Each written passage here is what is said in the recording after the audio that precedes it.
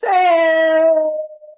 Dimitri, good to see you. I have not lost electricity. I'm quite happy about that. So that is good. So I really enjoyed our conversation on anger last week. That was really fun. I'm happy to continue on that. I'm also thinking about other emotions. Like 30 minutes ago, I was like, so what exactly is pride? That's another one I think about a lot, which we kind of act like is obvious. What is pride? And anger and pride are connected. They seem kind of interested. But I'm not sure if we even know what pride is actually. Like, I think we're pretty confused about pride. There's always that idea that, like, pride comes before a fall. Pride is a bad thing, but is it bad to be proud in an accomplishment? At what point does being proud in accomplishment become bad? So I was thinking about pride and other emotions. I enjoyed the phenomenology of anger, but I'm happy to talk about anything on this fine day that you fine people are. Can I ask you something, Yes, my dear please? friend. I've just finished this book. You may have heard of it. Oh, It's yeah, maybe. it's the famous Dutch philosopher Spinoza. He actually was hanging around in this town where I live too, just like Descartes. It's so funny. Um, but anyway, it's now I'm working on an article on this, and it's really great because then after this, I was like, let me read some Deleuze because people always associate Spinoza and Deleuze together, right? So I was reading Deleuze, and then I was like, fuck. Because I read, sorry for this cursing, I don't mean to do that, but I read two things by Deleuze. I read Practical Philosophy, which he wrote when he was 35 in 1970, and then I read his it's like Immanence Alive, which was like a little paper he wrote at the very end of his life, and they also called this his philosophical testament because he wanted to write a book, but his health was very bad, so he was like, let me just kind of summarize. So both those things at the beginning and end of his life, and I know there's different phases of the lives and what have you, but both those are how would I, like both of those are praising Spinoza against Kant, against Fichte, I mean against Goethe, against Hegel, against so many. Um, Also, there's words about Nietzsche, of course, but okay, that Nietzsche is also within the kind of Spinoza Nietzsche. You have the Spinoza Nietzsche Deleuze lineage, basically, and I, it makes me. I think there's something so funny you get with these guys, which is that you get this. What they center, and all of them center this, is power. Power, and even in this little paper by Deleuze, he's like saying, yeah, we're gonna go for complete power and complete bliss. Basically, that's also the way Spinoza kind of talks about intellectual love for God, which is nothing but God's love for humans, which actually is just God's love for himself, because humans don't really matter insofar as they're in a finite body for Spinoza, which he literally says. Anyway, it's like as Cadell would put it, it's like the big other that exists regardless of the subject. It doesn't really like it's just God the Father and no such thing of spirit. It doesn't really matter for Spinoza. So yeah, I think it's very interesting what you say here about pride because um, Spinoza talks very highly of being proud, of oneself, and there's definitely a truth to that. But I I think in general there's an interesting thing going on here in this philosophical current from Spinoza to Deleuze, which is so um, focused on power. And I think this is such a huge mistake. You might have seen the conversation Dylan Shaw had with Cadell on his channel, and they were like juxtaposing Hegel and Nietzsche. And so basically, they agreed that what's really at stake in the Hegel versus Nietzsche thing is love and forgiveness, which means also, in extension to that, weakness and it's giving yourself, as we've talked about, Daniel, this kind of yeah, and getting out of this What do you need me pretension for, of Denise? power. Okay. Sorry, Michelle, did you say something? Oh, no, you didn't mean to. Okay, that's fine. Um, so yeah, I think there's something here about power, and definitely my spontaneous inclination here is whenever people that kind of talk about power, I always think about impotence and how impotent we are, how impotent I just feel in my life. Just all these external causes, right? And I'll just to finish, I'll say two things because I think it's this is a part of my article on Spinoza, which I think was so funny. So Spinoza talks about freedom. What's freedom for Spinoza? For Spinoza, freedom is nothing but aligning with the necessity of causality, which is, of course, caused by God. So aligning with necessity, aligning with the causal chain of the world, let's say, that's freedom for Spinoza. Now, he says if we form ideas about this necessity, we can see, okay, this follows this and that follows that. So I can actually adequately have adequate action in the world only when I have adequate ideas about the world. But then Spinoza says, well, but we are feeble human beings, so we cannot know all causality, right? There's external causes which seem contingent to us. So we can't really work with this, right? But then he says, hold up. Rest, like you don't have to be sad because of this, because he has a solution for that too. He says if you just see that external cause and it's just come, like just imagine like, you know, a big truck is just coming your way, you know, oh, I can't even jump away now, this is it. He says you can have bliss still. Why? Because you have bliss in just thinking and apprehending the truth. So if so it's so funny, right? It's this ethics of like, oh, you can get freedom, but actually, if that's not the case, you can still get it because you can just know it passively. And I think that's such a, I mean, it's totally archaic, of course, but it's also like very funny of this kind of like philosophical kind of solution, right? Like, what should I do with my life? Well, align to necessity. Well, I can't align to necessity because of all these seemingly contingent external causes, which I can't think. Well, just see that as the necessary truth then, and that's fine. But yeah, no, I think like if that's power, if that's bliss, if that's freedom, I don't know. I think it's funny how philosophy works like this, right? Because Spinoza was totally impotent. He was very poor, you know. He died also because his lungs were filled with glass because he was working on like lenses and stuff. Anyhow, I've talked too much. No, you have not. That's digress. magnificent. I think it's getting out a lot. And I'll pass it to the beautiful Philip. It is good to see you. And Andrew, Michael, I'm looking forward to your poem, Michael, and Michelle and everyone. Thank you. I was saying how I enjoyed last week our kind of exploring and journey of the phenomenology of anger and the experience of anger. And I think there's probably a whole lot of work to be done in this kind of phenomenological examination of various emotions or various things like, what does pride feel like? What does power feel like? What's the difference between mastery and power? And I always do like, you know, famously, Wittgenstein has that idea that the limits of our language are the limits of our world. Well, for me, that has always meant that the expressions of our language can be the expressions of our world. And so if we can isolate a term or better pull apart, because I think a lot of times we use words as similes, right? And if we can kind of separate them apart, then we might be able to isolate a unique experience or expression of our world that in getting that, perhaps there's more possibility of it empowering us versus feeling like we're powered over by it because we don't really understand it, right? I think also some of the stuff you're saying right there, yeah, like theoretically, there is no determination that you couldn't choose to identify with and thus be free from, right? There's not even like if someone's going to stab you, if you choose to identify with it and to accept it, then, you know, it could be an expression of freedom, right?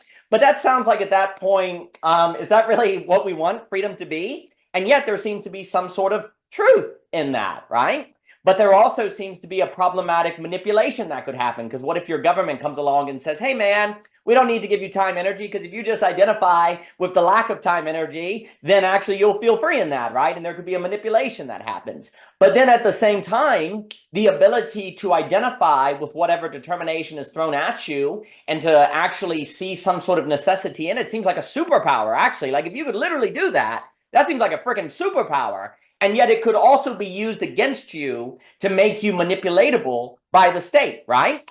And so this is what it, you know, Mr. Jochen many times has pointed out in Aristotle's virtue ethics, that the mean is not like the middle. It's the ability to proportionately kind of judge what is appropriate in this situation. We were talking about emotional discernment last time versus emotional intelligence, and this ability to discern the subtle differences between when you are using that ability to identify with necessity as an empowerment versus when you are being told to use it so that you're manipulated.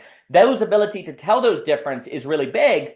But then the training of discernment, the training of being able to tell the differences between pride and proud, maybe freedom, and like what is the freedom that is found in feeling motivated and the freedom found from feeling like you don't have to do anything.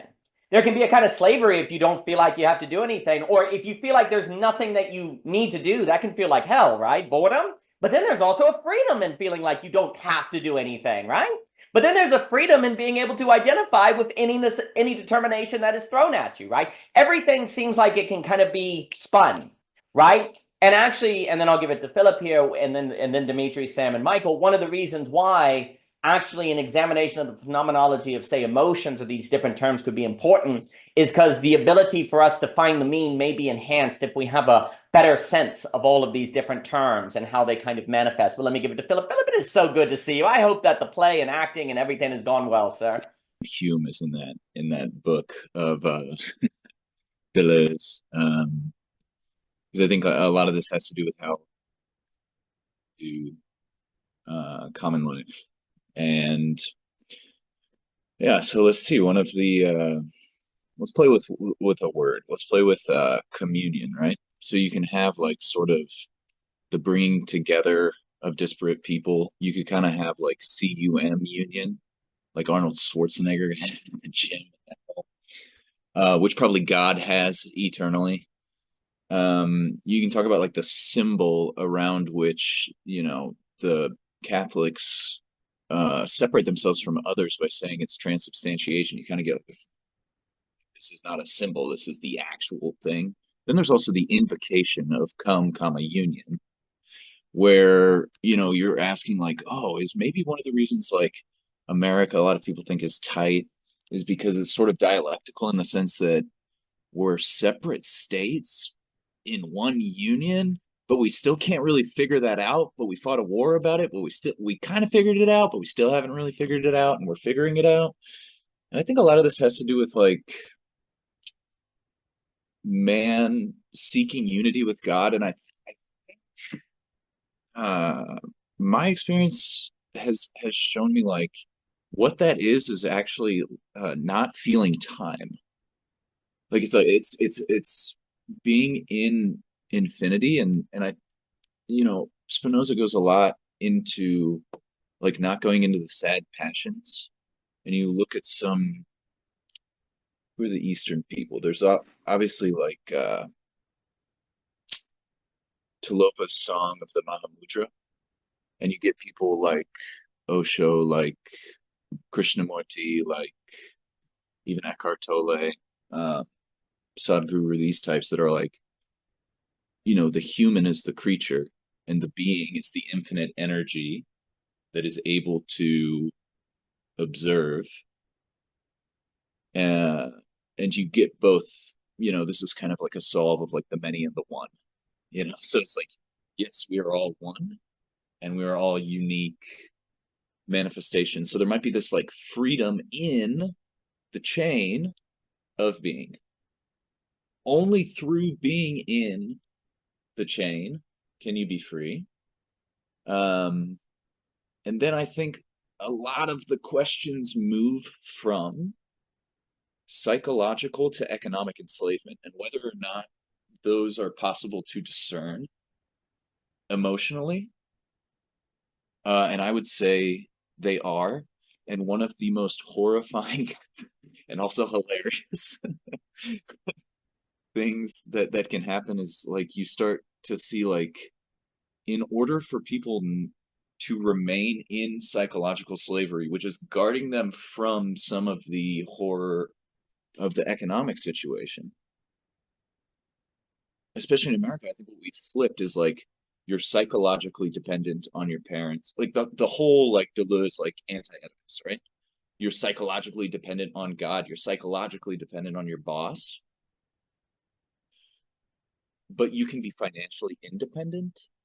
Whereas like I think a sober look at it would be like, no, if you want to say you want to like, I don't know, invest in housing as an appreciating asset, like you need people to rent in the places that you like buy in order to get money to buy shit.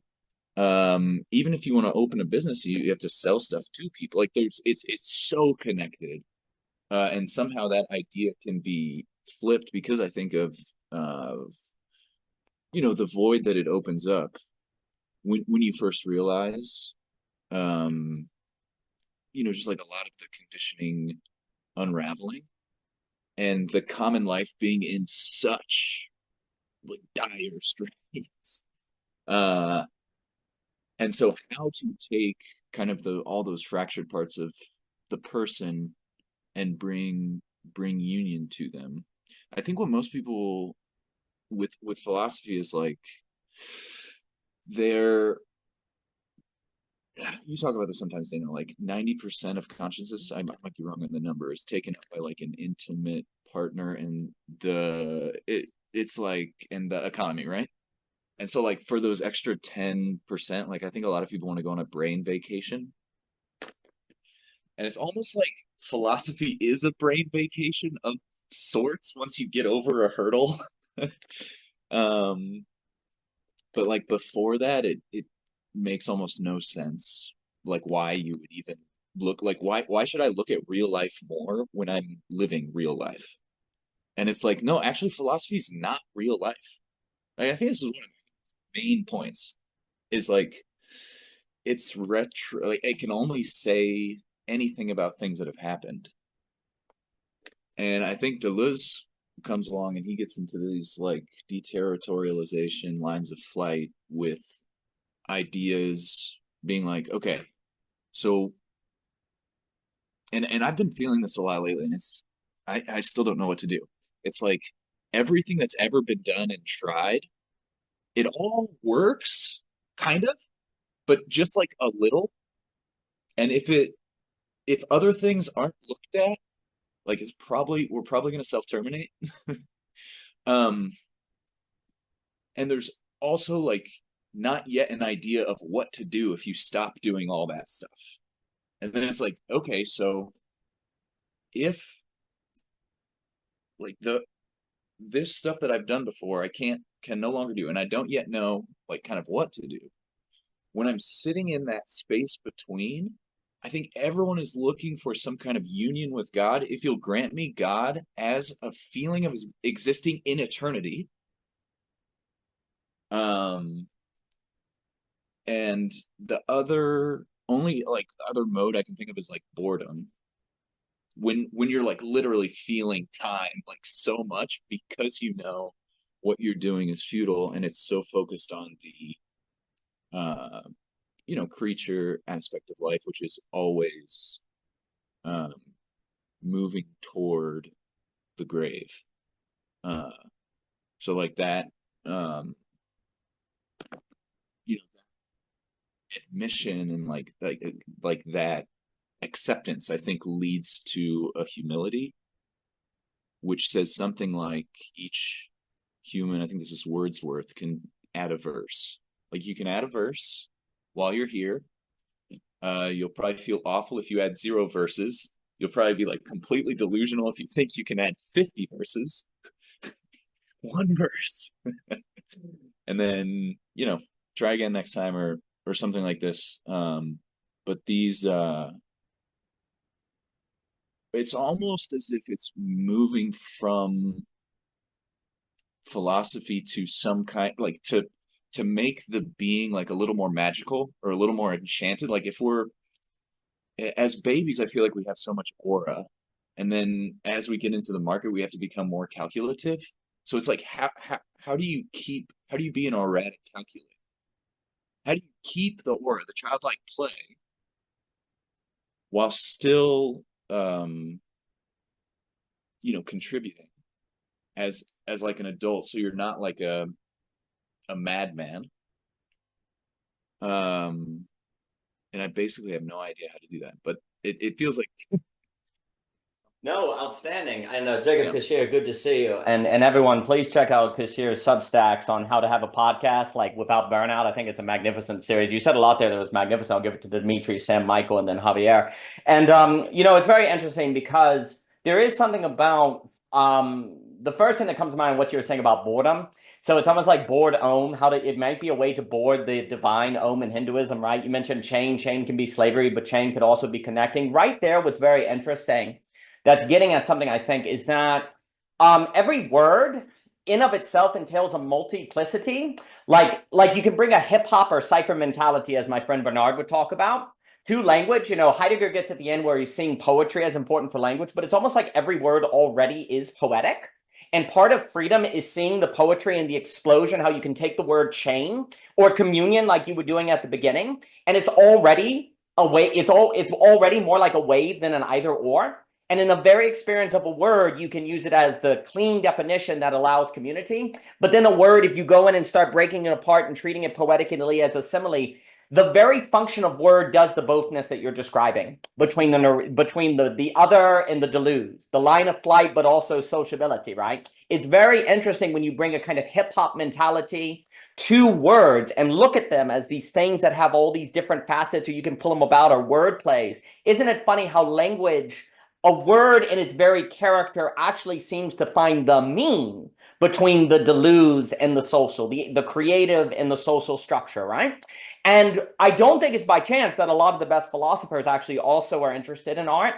They have a relation to language that is different. And maybe the philosophical life is learning how to do something like the hip hop artist or the cipher mentality does with language, to do it with, well, economics, with emotions, with relationships, where you're able to jump out, see it, jump back in. Because also, like on the philosophy, it's very interesting. So like you were saying, how do you go, and then how do you go into the capitalist market and not lose the aura, right? Well, looking at a bunch of sociologists, they would say that that's a matter of not letting your habits get formed, right? You get into habits and you lose the ability to think outside of it. Well, the way you counter bad habits is by having good habits that maintain the kind of flexibility. And this is where a habit of philosophy could be very useful, right? Because philosophy allows you to do the meta move, where you jump out, see the structure, then go back in. You jump out, you see the chain, and then you jump back in. And so there's always a kind of reminder activity, just like when doing a little bit of poetry every now and then reminds you that language always entails its infinite mystery. And 99% of the time you use language normally, but just that 1% of the time where you go, oh, isn't it funny that the word communion can have these multiple meanings? Isn't it funny that the word boredom has om in it? And actually, why isn't it weird that like people associate heaven with boredom, but that doesn't seem quite right? And isn't it weird that freedom can be both freedom from, freedom to? That, even just doing that 1% of the time, seems to keep alive the ability to jump out of necessity. And this goes back to Dimitri's point. If there's something about freedom that is tied to the ability to identify with determination, you actually can't identify with determination if you can never step outside of it, right? You're just determined. What's the difference between choosing determination and just being determined, right? Well, the meta move, the ability to see it. And that's the reconciliation kind of move that I know Dylan talked about in his talk with Dimitri. Like, if you don't do any stepping outside the habitus, the habits, the structure, outside of determination, then you actually can't choose the determination. You can't identify with it. If you never treat language poetically, then you can never choose to treat it as it is socially used. You're actually more of a slave to just the social use, right? But if you can half the time use it poetically, but then 99% of them use it socially, then it changes the quality of the whole. That's what's interesting. Like if you change, if the difference between 100, it's like Layman Pascal on metaphysics of adjacency. The difference between 100% and 99% is a world, right? Like if 99% of the time I use language normally, but 1% of the time I use it in this kind of hip hop way, then all of language changes. The whole quality of the other 99% changes in its potentiality. And that shift in the relation seems to be tied to the unique philosophical freedom that we seem to be getting at, that I think actually there's a similar thing that can happen with emotions. There's a certain emotional freedom that occurs when you bring this meta move. There's a certain economic freedom. So I think you're getting at a lot. There's more to say, but let me pass it to Dimitri here. Dimitri, please. Yeah, I caught a little word. There's one little word you said. I forgot about it, but I wrote it down. I like how you put it, spun, the spinning. They're little twist. And I think this, what you said about, it's like there's a certain, you called it a superpower. We can also call it magic. This kind of, I would say, the magic that brings about the concept that you hone in on this concept, whatever it is, right? Maybe anger or whatever, and then you start explicating it in this free association. This I think the difference between, no, not I think that it's quite clear actually that the difference between Spinoza and Hegel in terms of necessity and freedom is that for Spinoza, and Freud actually does something very similar. They're both Jewish too, but it's like this idea of you align with necessity and then you are free. But then Hegel comes around and he says, no, you gotta spin it, you gotta twist it. There's no, and that's actually that's the superpower of subjectivity. That's the magic of cognition, you could say, of speculative cognition, right? The capacity to twist that negative into being is one way he words it in the phenomenology of spirit. And this whole flow state type of thing is really what Deleuze was super interested in that paper, Immanence Alive. I can recommend it because it's very poetic. It's very short too. It's very poetic, and he's talking about how do we get to this type of flow state, and the way Deleuze worded it, I don't really agree with it, but I still think it's an interesting project. Is that for him, whenever you represent something, or whenever you say we're gonna go from A to B, you're making points, and these points are like ossifications of becoming, so they're not really becoming, right? There's like the moment you posit it, it's already fossilized. So he was like, it's not about living in the moment, because the moment is like it's like, when you, sometimes this happens in life, you put water in a fridge, you get it out and it's freezing, right? But the water is actually still liquid.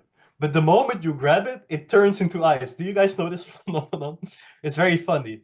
It's like the water could, oh well, Jacob, it really happens. So like the water could be like minus 20 degrees Celsius, because I don't do the American one, I don't understand. But like in freezing temperature, but it's still liquid. But the moment it moves, it turns into ice, and you can like see it growing into ice. It's really beautiful too. But anyway, I think like that's what for Deleuze happens when we posit moments. Whenever we say this is moment A, then moment B, then C, yada yada. So he's like, no, true becoming is like the in-between of moments, the very in-between of the points. And there's a little, it's not so bad. I'm gonna read this little Deleuze quote. He says, we will say of pure immanence that it is alive. And he capitalizes this, which is weird. You don't usually see that more. Most of the time you see like cursive anyway, and nothing else. It is not immanence to life, but the immanent that is in nothing, that is in nothing itself. It's life. Alive is the immanence of immanence, absolute immanence. It is complete power, complete bliss. So this like tuning into the cipher is not really about like tuning into the like just live in the moment, bro. That's not it. It's like living and being able to become with the in between of those like moments. That type of it's like, yeah, he also describes it as this kind of absolute immediate consciousness that's like the immanence of immanence. It's a very funny way he tries to get rid of the transcendent, and I know he differentiates the transcendent and the transcendental, but I think Deleuze is so messy when he writes about this. But as a project, it's very interesting still. What I'm skeptical of, though, is this move. And Deleuze loves art, right? He talks about novels and painting and music also all the time. He says like Spinoza is like music. You shouldn't read Spinoza as kind of a philosopher, but you should read it as music. And he wants to get to this point where you're like, the subject is basically gone, and you're like just enjoying the composition of the text as a symphony, with like affective states and individualities, like a little smile of a child, and then maybe he's like pretending to be a firefighter. And you know how children are, they don't have a really solid individuality, they just express mimetically whatever kind of comes to them or whatever they spontaneously feel. So he wants to get to this kind of Nietzschean state. But honestly, I think, to finish up what I am saying, that I think Hegel also provides a route to get to this state. I don't think you have to oppose life to the concept. I think there's actually a dialectic here of life and the concept, and I think life doesn't really live up to the term life if it's not thoughtful, which is a very old philosophical thing to say, of course. But yeah, so I don't want to say art over philosophy. I think that's a tendency in Schelling and others. Anyhow. No, magnificent. I'll give to Sam, Michael, and then Javier. So there's a few things. First, I think basically what you basically want to talk about arting, the act of arting versus art. Deleuze really focuses on cinema. I think metaphorically he actually is closer to the cipher mentality, the hip hop cipher, dance, etc., so forth, because there's actually, ironically, something still neurotic in cinema. You are forced to see the images that are presented in you unless you yourself are making the cinema. You are carrying it. You know, there's a certain Bergson, he gets very big into Bergson, very much into this basically sort of, kind of Whiteheadian metaphysics, that the main artistic metaphor is the cinema. But really, it's the self-forgetting. Ultimately, I associate freedom with self-forgetting, as we've talked about, which is a kind of flow state. But here's the key. The only way you can do the hip-hop cipher is a whole lot of negativity. You have to go through Lacan to get the costly Can I just please. say one more thing, because I really want to know what you would say about this. When you read Nietzsche, and this is also something in Spinoza, I haven't read enough Deleuze to see it, but you get it in Das Spoke Zarathustra, and also in Spinoza's Ethics, this idea, it's so sad, and I almost get like feel pity for them when they say it. They say it's basically the same idea. The intellectual love that God has for himself is the only eternal love. In other words, Spinoza thinks whatever happens, there's going to be a breakup, there's going to be a divorce, woman is fine. And you also get this in Zarathustra, right? You get this idea of, the only woman I want is eternity.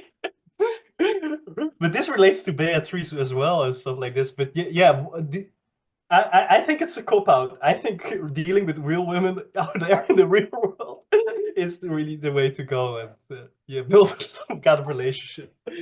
I definitely think they're speaking from trauma and difficulty. I think also, I think Deleuze is actually quite right in a lot of the things he says politically, but he is ahead of the technological paradigm needed for the rhizomatic society. Now that we have the social coordination system like we're doing right now, you actually can see the coordination of reliant, consistent societies that are rhizomatic, that are not chaotic.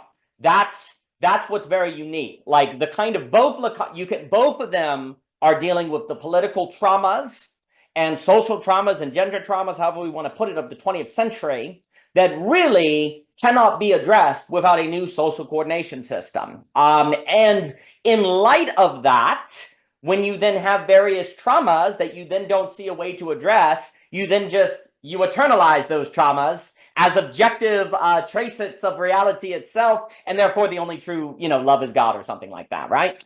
Really, like when we look at, well, look, if you're someone like Nietzsche and you can't find your Bloomsbury group, or you have breakups or you're denied, or when you can't find your communities and stuff like that, then it's very difficult to start talking about arting or cipher or hip-hop mentality, right? You begin to actually go into a more isolationist structure in different things. And I think similar things, like it's not by chance that Deleuze is so much working with Guattari, that there's a relationship kind of at the center of the thinking. Because when you look at the hip-hop cipher, it actually is kind of individual. There's something individual about the hip hop cipher. But here's the point I would say. Terrence also notes that Deleuze moves more into negativity toward the end of his life. It's not so much positivity. I think thinkers develop. I think that's very, very true. The only way you can have what I call costly Deleuze is by going to a whole lot of neurotic structures, negativity, a lot of day in and day practice. You can't walk into the hip hop cipher. You can't engage in arting unless you go through Lacan, basically, unless you go through negativity and subjective destitution. You can't skip to Deleuze, is what I would say. You have to go through a whole lot of work to be able to step into a place where you can do hip hop, right? You have to like really tarry with language to get to the point where you can see that kind of infinite poetic quality in it and still use it and then figure out how to move with people, right? Like that I think is kind of the key. Like there's a costly Deleuze that I think is very, very real that I would associate with things like self-forgetting, with the hip hop mentality. And the key is what I would just say is we have to be very particular about the metaphors we use, because a lot of artists, a lot of philosophers who I like start talking about art, but they tend to talk about things like cinema, paintings, photography and stuff like that. I think a lot of the metaphors that are actually what we need are things more like, well, hip hop, well, like cipher mentality, like jazz improvisation, like dance and stuff like that. That's kind of getting at, I think, well, that's finding the mean as well, because there's an active sort of finding the mean that once you find it, it has a certain authority to it, but it's also not authority in the same way as a big other or different things. There's more to say, but let me pass. Just very, very quickly, yeah. I just did a hip hop workshop. I was workshopping a workshop right before this to figure out how to scaffold people into freestyle, and it went great. But what Dimitri was saying felt super on point for me coming out of that experience, because I had this sensation that, like, in order to actually jump on the beat after somebody, you almost need to be like hearing the music through what they're saying before you're even speaking. And you need to be doing it from a standpoint of what I think you're pointing to with the individual, which is to say, like, there's a certain like non-duality within the cipher space once you actually get into it, in which I'm actually like so have kind of gone beyond myself, or I'm so like in it with you, or I've let go of myself, that I'm able to kind of like catch the music coming through, and that's how you can kind of like fluidly it's like flow right onto the beat after somebody, without having that kind of like pause and then like, oh, now I have to kind of come as me, as my individual, and kind of be incumbent in that way. Yeah.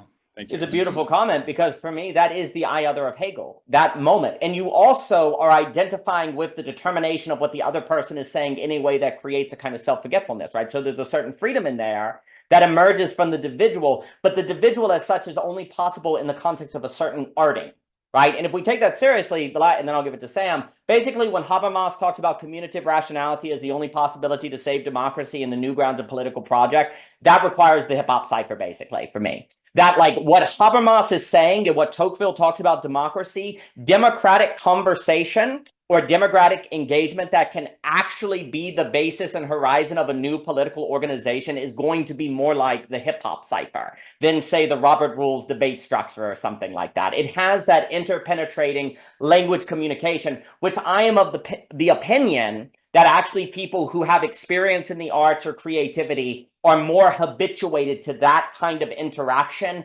and serious play, to use a Vervaeke term. And then, of course, how do we make communities? How do we make cities? How do we make spaces? How do we make schools that more habituate people to that kind of commutative rationality that has a certain hip hop quality to it? But let me give it to Sam. Sam, it is always a treat to see you, and I hope you are well. Hi, can you hear me okay? Yes, ma'am. Oh, good, good. It's really nice to see you all today. Yeah, I wanted to kind of take this back. I mean, sometimes you like kind of put your hand up and then the conversation flows on, but still on the topic of just freedom, I really liked what you said about the word being like a bridge, Danielle, between the social and the creative, and like how that's really necessary, because it's like what you're talking about now, like we do need the social, like we need that habituated understanding that we can all rely on and have a mutual grounding in. But also what's really interesting about language is that it has this creative potential. Like it can be like a self-contained system, as you've been talking about on the Ojiro's YouTube channel recently, but but it's also like, but it's not that at the same time. It's really, it is both, because it can be a self-contained system if you use it in high designative logic, but like it can break itself too, and it can be poetry. And I think like, and maybe Thomas, you'd be interested in this too, because I know you have work coming up that sort of relates to this, but I want to bring this back to like the body and like embodiment and phenomenology and what it feels like to be inside all of these issues. I think like if we can make a meta move in some area of our life, like you have this sense of choosing, you have this sense of freedom, you have agency, you have, you know, like this, all these new possibilities open up, and I feel like these things like really affect our body, you know, like I think the more that we're able to change our subjectivity, I've been writing a piece, and I think the kind of like the thing I'm trying to convey, and I've only known how to say it in this one phrase, is that like the body, and maybe this is really just the Hegelian Hegelianism of spirit as bone, but like that I feel that there is a way in which when you change your subjectivity, you change your body, and that like the body is what the self gathers. And like I've really been interested lately in maybe not so much philosophical thinkers, maybe even just pseudoscientists, but or like old like antiquarian biologists, or I don't know, kind of morphic resonance guy, yeah. But this just the all the correspondences between, you know, like we have a feeling, we have a whole world of meaning inside of us. We have a shape to how we represent the world, and what that allows for us. We have this big conceptual framework, and then things happen to us in the real world, and they are cast against that conceptual framework, against that sort of whatever maps we're using, and it can result in things like armoring, tension, wrinkles, you know, like just the weight, postures, you know, your habitus. I mean, Taylor talks a lot about that in The Language Animal, how your attitude, like how you want to be in the world, and these are very like actually physical issues, and they come with really strong physical like experiences, like embodied experiences. Yeah, so I'll leave it at that. That's magnificent. I love this, what it's like to be. I think, you know, Seldrick will talk about the brain as almost an antenna. I mean, there really does seem to be a way in which the body is in thought, in a field of thought, more than just thinks, like a sort of point, right? I mean, look, if there are things like the placebo effect, where literally if you think the medicine is good, it can change you, and all of it, like what you think is what you become, all these different things, then thinking is not separatable from the body in a hard way, right? That there is some way, like stress, apparently, one of the most unhealthy things, like the problem with stress is stress about stress, apparently, is a big one, right? Having stress, that I have stress, and that makes you really unhealthy, like thoughts can kill you and different things. And also too, like if you think your friends hate you or something like that, then that can change the quality of the relationship, right? So thoughts have embodiment consequences, right? And in that sense, you know, if philosophy has some sort of meta move structure, that could be like, as a practical consequence of philosophy, it could be really healthy, right? Because the very fact that you have the power to identify with necessity, the fact that you can jump out of necessity, could actually free up energy or free up your emotions in ways that could actually be quite healthy for you, right? I also think being entertained by philosophy is also financially great, because it's a lot cheaper than going to movies or restaurants, right? So there are practical entertainment and economic and health consequences to philosophy, everyone. So, you know, there we go. I definitely think that idea of we are in thought, like it's like a field structure, seems to be the case. And actually, as a case study of it, are all the things we just said, placebo effect, and then I'll give it to Michael, Javier, and Thomas, and the very fact of the hip hop cipher. When you are, just like Jacob was saying, when you are in the hip hop cipher, you are thinking thoughts that feel beyond you. You feel like you're kind of thinking the thoughts of the people there, and there's some interesting kind of going on. Fields is a language that is used, right?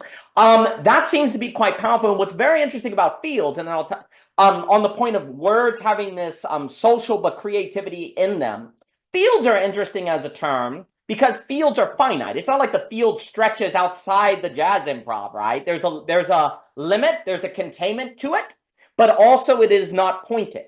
So there's a freedom, but also a binded freedom in a field, right? It's not infinite. It's not like your jazz improv field goes to the restaurant down the street. It's not like infinite in that sense, right?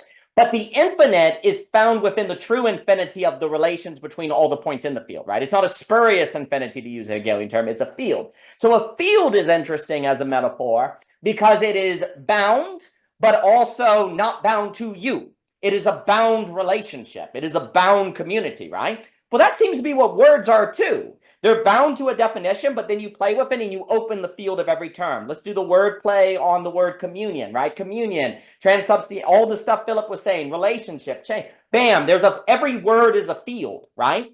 And I think this is important because looking at Derrida and many, many philosophers, there is a direct correlation between your philosophy of language and your philosophy in general. Like what you think words are affects your political philosophy. It affects your ethical philosophy. Derrida is like, yeah, you can never cross the signifier and the signified, and the entire political project changes, right? So if you have a different philosophy of words or what a word is, that can actually trickle down throughout your entire idea of ethics, philosophy, economics, and everything, right? And if we really look clearly at words, what we see is a social creativity. They have a social creativity. They afford the possibility of a social space while simultaneously affording a creative opening. And that, to me, is, dare I say, costly delusionism, the middle between a social field and a creative possibility, which is also what we see in the jazz improvisation when you have people that seem to be in a field, but it's a bounded field, but also seems to be what we see in emotions, because you feel the emotion. Like empathy is a field effect. You feel, even if the person's not saying anything, you seem to feel what they're going through, right? So there's all of this kind of binded fields, these creative possibilities that are not spurious, that seem to actually, well, be the quality of our constant interaction and carrying through the world. So that seems to be a more accurate metaphysical basis to think politics, economics, and all of these different things, and relations and so on. But let me give it to Michael, Javier, and Thomas. Michael, it's good to see you, sir. I hope you're doing well. Good to see all of you too. There's been so much that I want to pick up on. Maybe I'll start with what was just said, and then I don't know, bounce around. But in the kind of idea of words as kind of like raw ingredients to play with instead of like final products, like maybe that's kind of like a good way of thinking of it. Of like, like they're not these like packaged things that we just receive and have to like kind of accept. Like they are things that we are constantly making new meanings of. It reminds me of I'm in grad school right now for counseling, and I just read this interesting I don't know if it was like a study or if it was kind of just like through anecdotal observation, but this psychotherapist was talking about like the importance of being able to see beyond the content of someone's words, and notice, other phenomenological things that are happening. And he was like, like if I were to break it down, like on the importance of, like what partners should pay attention to, their partner's speech, like the content of their words is like 7%, and like 55% is like their body language, and like the other slice of the pie is like their the tone and like the speech patterns, the cadence of like what they're saying. So like it's kind of this idea of like the content of what someone says is like it's so limiting, because words are inherently limiting, and there's so much else that's happening when we speak. And so yeah, this and like in the kind of hip hop cipher like context, it's like there's this like spaciousness and this openness that like needs to be there, where like what your idea of like, oh, like is this grammatically correct, or like is this word like used in like the proper way or the right way or whatever. Like you kind of have to throw that, like you kind of have to dispense with that. Like you have to dispense with like kind of like strict convention. But then it's kind of like it's kind of difficult because like you you do have there is like an intelligence and there is like a structure and a system, right, to um jazz improv, for example. It's like, you can't go straight to improv. You have to learn your scales and you have to learn your chords, and like you kind of you have to know the rules to break the rules, kind of thing.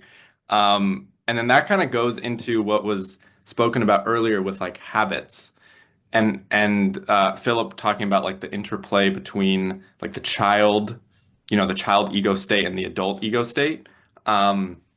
And for me, from like a psychotherapy context, I think of the work of Eric Berne in transactional analysis theory, where he has like the child ego state, the parent ego state, and the adult ego state are basically the three ego states that like comprise a healthy person, and like healthy interplay between those three is like, makes up for a healthy person. And like I think a lot of people, they for whatever reason, like dysfunctional families, trauma, etc., have to kind of grow up too early. And like Eric Berne talks about like the little professor, which is like the kid who kind of has to like mature too quickly, but like they're because of the structure that they're in, they're not really actually like maturing healthily. It's kind of like a coping mechanism.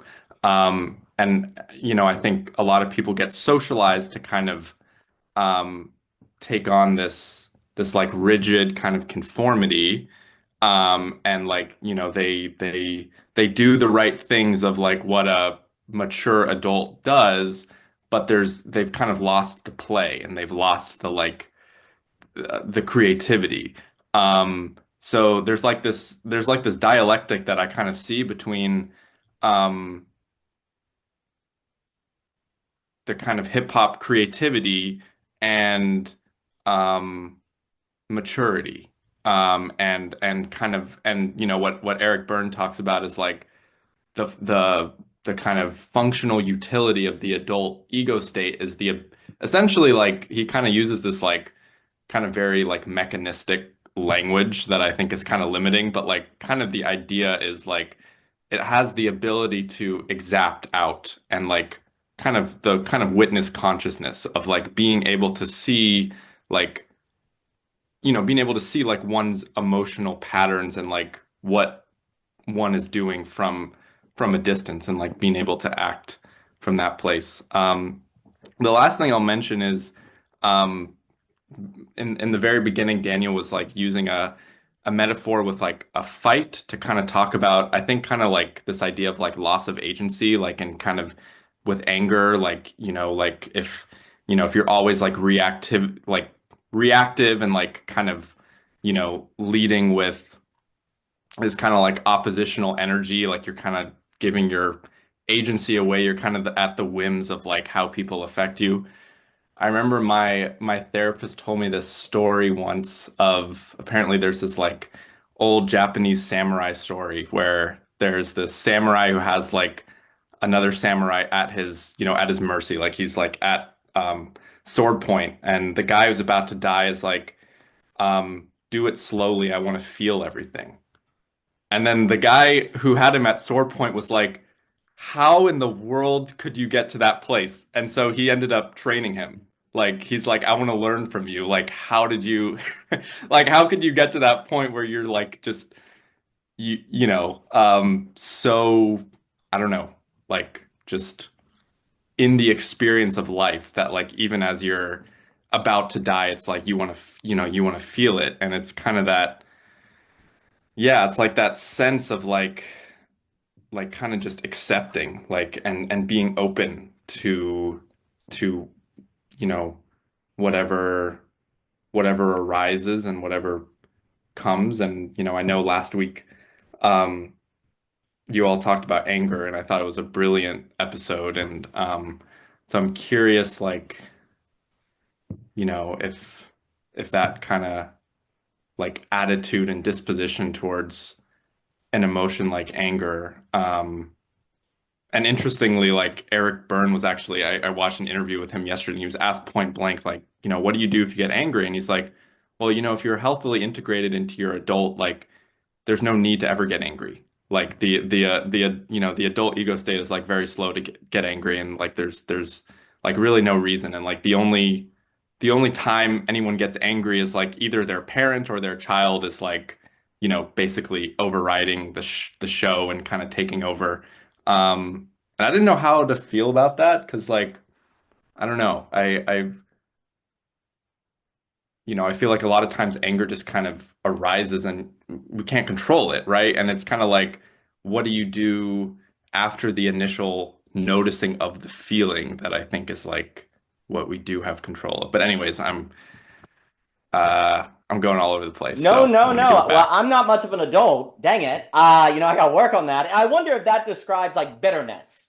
Like if you're integrated, you don't get bitter, but anger has this kind of daydreaming quality to it. I find that fascinating. I'll have to look that up. No, I loved everything you said. I'll give it to Javier and Thomas. I think it's very interesting too because you know you were mentioning this idea of the kind of the word, the kind of the creative idea, creative word. You don't have this heart. To me, I'm very interested in. Oh, and before I forget, there does seem to be also something about a social creativity and emotions because when you're angry, you create a field. Like it's bound. Okay, there's anger here, but it's kind of unknown what will happen next, right? Like what is the creative possibility? Dimitri, good to see you, sir. And so that possible. Thank you for coming so late. Appreciate it. Like there's something also about emotions that have this kind of binded unknown to it, right? We're bound, you know, it's given that this emotion is here, but we don't know what will happen, right? Likewise, we know this word communion is being used, but we don't know how it's going to be used or what is going to happen. And often philosophical words are the ones that bring with them the most mystery. Metaphysics. Oh gosh, how's that word going to be used? Where are we going to go from there, right? Like philosophical terms are ones that are more vivid in their kind of mystery of how they'll be used. But the funny thing is actually there are more of a glimmer of how every word actually is. Every word could be used that way if you just look at it with a cipher mentality or a hip hop way. Philosophy is just more vivid on its relation to language, whereas a lot of times when we get more into our social structure, our relation to language is more habitus based and we don't think about it. So it loses that creative tinge to it, even though it's always there. And to me, like what I think is very interesting is the moment of philosophy that is most fascinating to me of language, because there is this idea of like, well, let's not bind people to the social script of how you use words. Let's let them have a creative grammar. Let's let them do whatever words, and you have that kind of push. Well, you know, I think the key to language is the moment where you go is not the how do you cross the gap between the signifier cat and the phenomenon of cat, which concerned Derrida. But when I go from TCA, TAC, CAT, oh, cat, that moment, okay? That moment of apprehension, that is the basis for me of a new metaphysics and what it is to be human. There's a moment of an apprehension. But you see, the only way you get to the moment of apprehension is if you have a more neurotic word cat that is more socially there. So it's kind of more totalitarian so that you can recognize it. But actually, the thing you want to focus on is the moment of recognition of which the more neurotic structure affords that wouldn't be possible without it, but is actually not reducible to it. And the problem is if you just unleash people from language entirely, there actually is no moment of apprehension. There's just creative expression, you see? There's this weird moment between the searching of the letters together to make something you recognize, the recognition. That is, I think, where you find the human. Because that's the key moment. That's the truth. Because what happens in the hip? Oh, I recognize I can get in here. Oh, I recognize these notes. I recognize what could. There's a moment in the improvisation that is fundamentally the recognition that is only possible because you've done all this training in music theory and chords. Likewise, there's this moment of recognizing the word cat that is possible because you've been socialized into the word. Likewise, there's the possibility of phenomenologically working with the emotion of anger because you've been socialized into the recognition of anger and knowing that you need to work with it, right? But it's the apprehension that vanishes the moment you apprehend that is actually, I think, so much of the key to thinking a new economics, politics, human metaphysics, sort of, but it's gone. And that to me is my critique of Derrida, and then I'll pass it to Javier. Javier, Derrida, who actually I highly respect. There's a lot of genius in Derrida, but on grammatology, the idea that metaphysics is over because it's always going to be called indifference, the gap between the signifier and the signified. Yeah, that's true. You certainly have deconstructed the metaphysics of the book, as I call it, but the metaphysics of apprehension is still very much alive.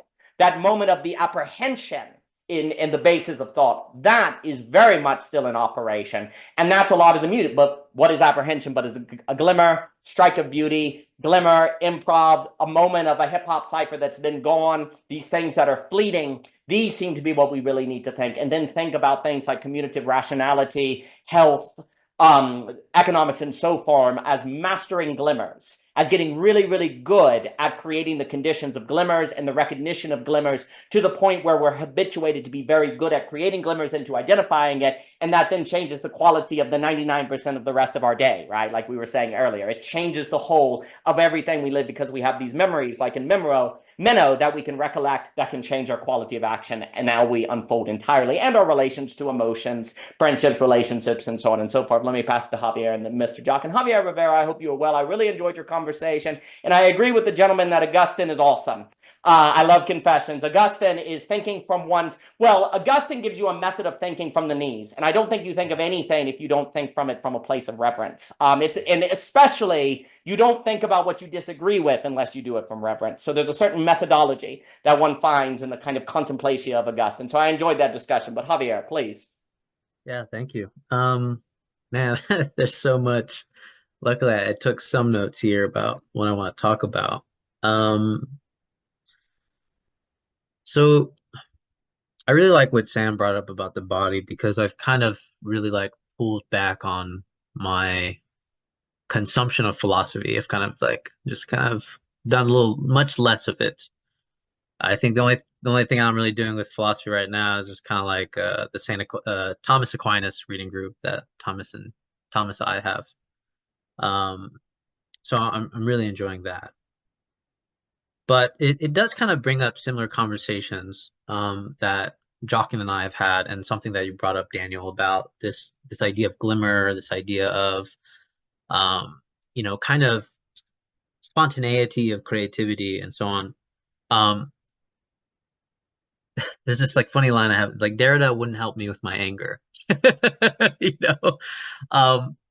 Why is that? Well, I think he's just approaching things radically differently. But so why is it that religious praxis involves so much of the body?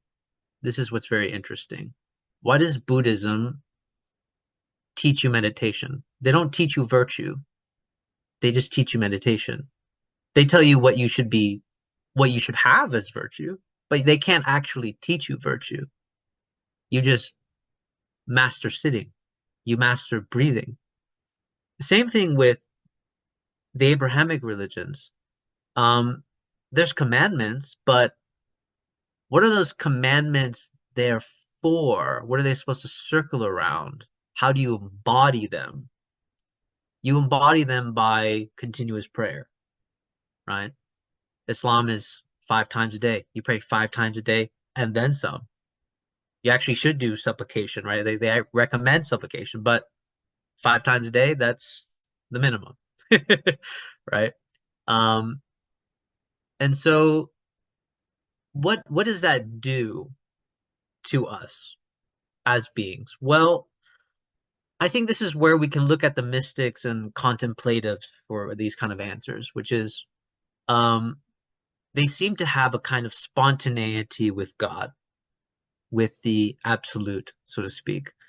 Or they just have a spontaneity with being able to be virtuous in the moment, which is very interesting. And that's very hard to explain. What does it mean to be virtuous in the moment without having any cognition of you being virtuous in the moment? That's a trick. Well, that's one hell of a trick. How do you do that?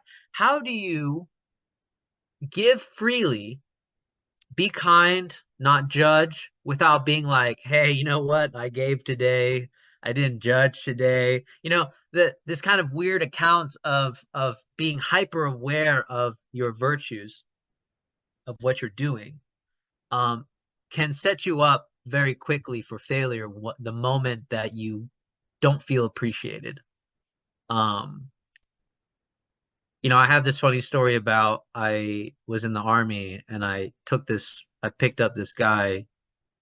He wanted me to drop him off to see his girlfriend. And I was willing to drive him. And then eventually the plans changed. He's like, oh, I need you to take me to my girlfriend, because he's also a soldier. So he's like, I need you to take me to the base. And he's like, I got my ID, everything. I'm like, okay. So I take him to the base with his girlfriend, and then they just leave. They just get out of the car. Like nothing, right? And it was in that moment I really found myself like getting a little jaded by that whole thing. Right? You know? Like there's like no thank you, like like nothing. They just left. They didn't ask me my name, nothing. They just straight up just left. Right? And I was thinking to myself, I was like, well, you know, there's a couple of ways I could look at this. I could be like, these guys are horrible, or I could, you know, or the other thing, never pick up random strangers, or I could just be like, I was already proud of something, or not, maybe not proud, but I was already feeling prideful of something that I was doing good. And it was only in that moment when it failed, when it lacked the recognition that I wanted, did I understand where my pride was coming from, so to speak. Now, most people would look at it like, these people are just horrible people. I mean, there's a couple ways to approach that, right? Both can be true, right? You can say like they did wrong. Maybe they should have been grateful and said thank you. But should your virtuous deed have been predicated on that? Because now it's you're doing it for the thankfulness, and now you're not doing it for the sake of itself, right? So when we go back to the idea of the body, I've reeled back from doing philosophy some. I've been doing more body works, like I've been practicing the Rosary, Lectio Divina, and I've really noticed something, which is this, is that when you attend to something, it really matters what you're attending to, because what you're attending to can help you catch glimmers of what you experience in your day-to-day life. What does that mean? It means that when I'm meditating or praying, I can capture my emotions more fully. I can capture the glimmer of me being like, oh, I'm angry. I'm aware that I'm angry. Right? And then that's the Buddhist and like theological trick, though, is the moment that you catch that glimmer of you being upset, you then do the praxis to help you navigate that. You take care of your anger. You take care of your sadness. You take care of your anxiety. To me, that's being very spontaneous. That's actually moving with the rhythm of what you're experiencing. So I don't actually believe that, like what you brought up, Michael. I feel the same kind of ambivalence about what the other guy said about, you know, if you had a secure ego, then, or healthy ego, then you would rarely get angry or something, because that concerns me in many ways, only because then it says that a healthy ego has no knowledge of anger, essentially, like has no real relation to anger. And that is like, I don't know, I've lived almost my whole life with no relation to anger, because I said, okay, then just don't get angry. You know, and that's had, you know, severe repercussions in my life. You know, which is why I'm doing this backtracking now.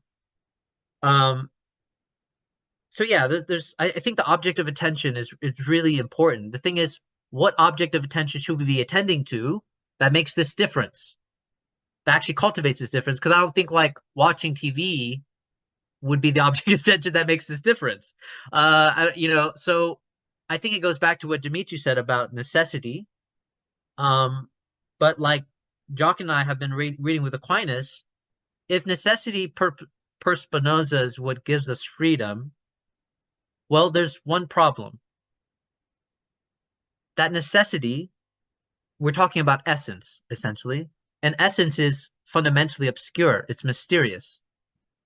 So what are we like? What what are we abiding in that we have freedom that is also mysterious?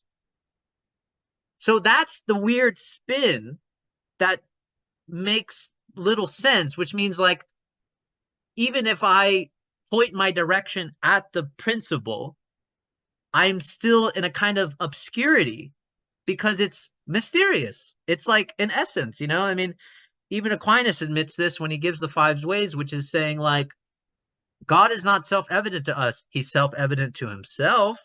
He's only self-evident to us so much as we know the effects and we can lead it back to the cause. But at the same time, there's this one predicate, there's this one condition to this, which is how well do you know the effects to know the cause? So that means that we're in constant obscurity about this principle that supposedly gives us freedom. Which is why, again, religions have always focused on a bodily practice. It's not good enough to just know that the principle is what gives you freedom. You have to constantly attend to the principle, and that allows you to experience the glimmers of your emotions, of your daily life. You know, Thich Nhat Hanh says something like, if you're going to do the dishes, then do the dishes. But how many times do we do the dishes for the sake of just getting the dishes done so we can do other things? You know, it's attending to stuff like that like we don't have any master of. And I'm not trying to moralize this stuff, but like, yeah, I was gonna say some more stuff, but I think I've talked enough. No, it's magnificent. And I'll pass it to Jock and Aspia. Wonderful to see you as always. And I completely agree with what you're saying on anger and anxiety coming together. That's brilliant. I think what you're getting at, so if I say to you that freedom is necessity, do you feel free? Is that really freedom? Is the necessity simply the ground of the glimmer? Like a way I think of it is that you have to reconcile yourself with the determinations. I'll use that language. It is necessary. The determinations become necessities for your freedom. Because if you had no determinations, there would be no reality in which you would exist in to have freedom. And so you have to accept them that limit your freedom in order to have freedom. But that's simply the basis of the possibility of the experience of the glimmer in the beautiful, right? So you attend to your life to have that, dare I say, stability for the sake not of the stability, but for the glimmers of which suggest that it's all straw. You're working really hard to have an experience like Aquinas where it's all straw. You're working really hard to learn how to read sheet music so you can do improvisation that everyone will say that's not real music because it's not off of sheet music, right? That's the funny thing with that's, that's a big tension in music, right? Oh, you do improvisation. Well, that's not real music. Real music could do Beethoven's the Moonlight Sonata perfect from the sheet music. But the hip hop artist is like, no, there's already a recording of that. If you want to listen to Moonlight Sonata, turn on your effing MP3 player, right? But people's like, nah, that's not real. So there's one step where you moralize the stability, if you will, at the exclusion of the creativity. But then there's another step where you say, well, I don't need to read sheet music. I'm just going to improv. You tend to suck. We all know, what it is like poetry, right? Blank verse, Forrest. Robert Frost said that blank verse is like playing tennis with the nets down. Very, very dangerous to do blank verse before you've gotten good at the sonnet or the Vanel and all these other ones, right? Because blank verse, we say, no, I don't want to be bound. Well, if you don't want to be bound, that's like saying I'm not identifying with what? Determinations. Like you see this, it's very interesting because you see happen in art what actually happens in human society all the time, right? Like what Hegel and there's this idea that if you don't reconcile yourself with determinations, then you actually can't be creative or free. Likewise, the artist who doesn't actually respect the structure or the sheet music can't move into blank verse and it not suck. They can't move into improvisation and it not suck. It's a very similar move. But here's also the key with improvisation that I would associate with glimmer. I doubt in the history of the world that any two improvisations have been identical. I would be blown away if there has ever been two hip-hop off-the-dome ciphers that have been exactly the same. Right? It seems impossible. I doubt that there has ever been two improvisations inspired by Beethoven's Moonlight Sonata that have ever been exactly the same. Oh, that almost sounds like repetition, indifference, and Deleuze. Oh, that almost sounds like social binding. It's like Moonlight. You can recognize Moonlight Sonata, but it's also different. Oh, that means there was a glimmer. You had to be there to hear that improvisation that required the stability of Beethoven's Ninth and the stability of a social order that people can do hip hop, and then it's gone. So the stability, you are attending to a stability for the possibility of having the attention for a glimmer. So you have to reconcile yourself with the determination, so there's something to which you can attend, on which there can be the attention that seems to suggest that the stability is nothing, but the stability is the grounds that makes that glimmer possible. But then, because you know that the great artistic accomplishments are improvisation, you're tempted to say, we don't need to study music. We don't need the laws. We just need the improvisation. That's the problem, right? Like, you have the stability that tempts you to say the improvisation's not real because you can't read sheet music or something, or you can't record it. But then from the other side, once you taste the wonder of the creative act, you're tempted to say we don't need the stability, right? One of the key, in my opinion, one of the key determinations that you have to accept is that tension. That very dialectical tension itself is a kind of necessity for your freedom. You cannot be free in a world where that tension isn't there. The very temptation to fall on either side of those ditches is part of the very structure of a reality that affords the possibility of attending to glimmers. But that's weird, yes. But that's like reality in of itself entails a kind of mean, right? That then we participate in and need to identify in. And I think, to your point, and then I'll give it to Jochen here, that's not something you can merely think. It's questionable that you ever think a thought that you don't embody. It's questionable that you ever have a thought that doesn't become concrete. The only way to participate in that mean, that is this glimmer and creative possibility, is action. You can't, like, hey, I think an improvisation is another wonderful example of this. Can you think an improvisation?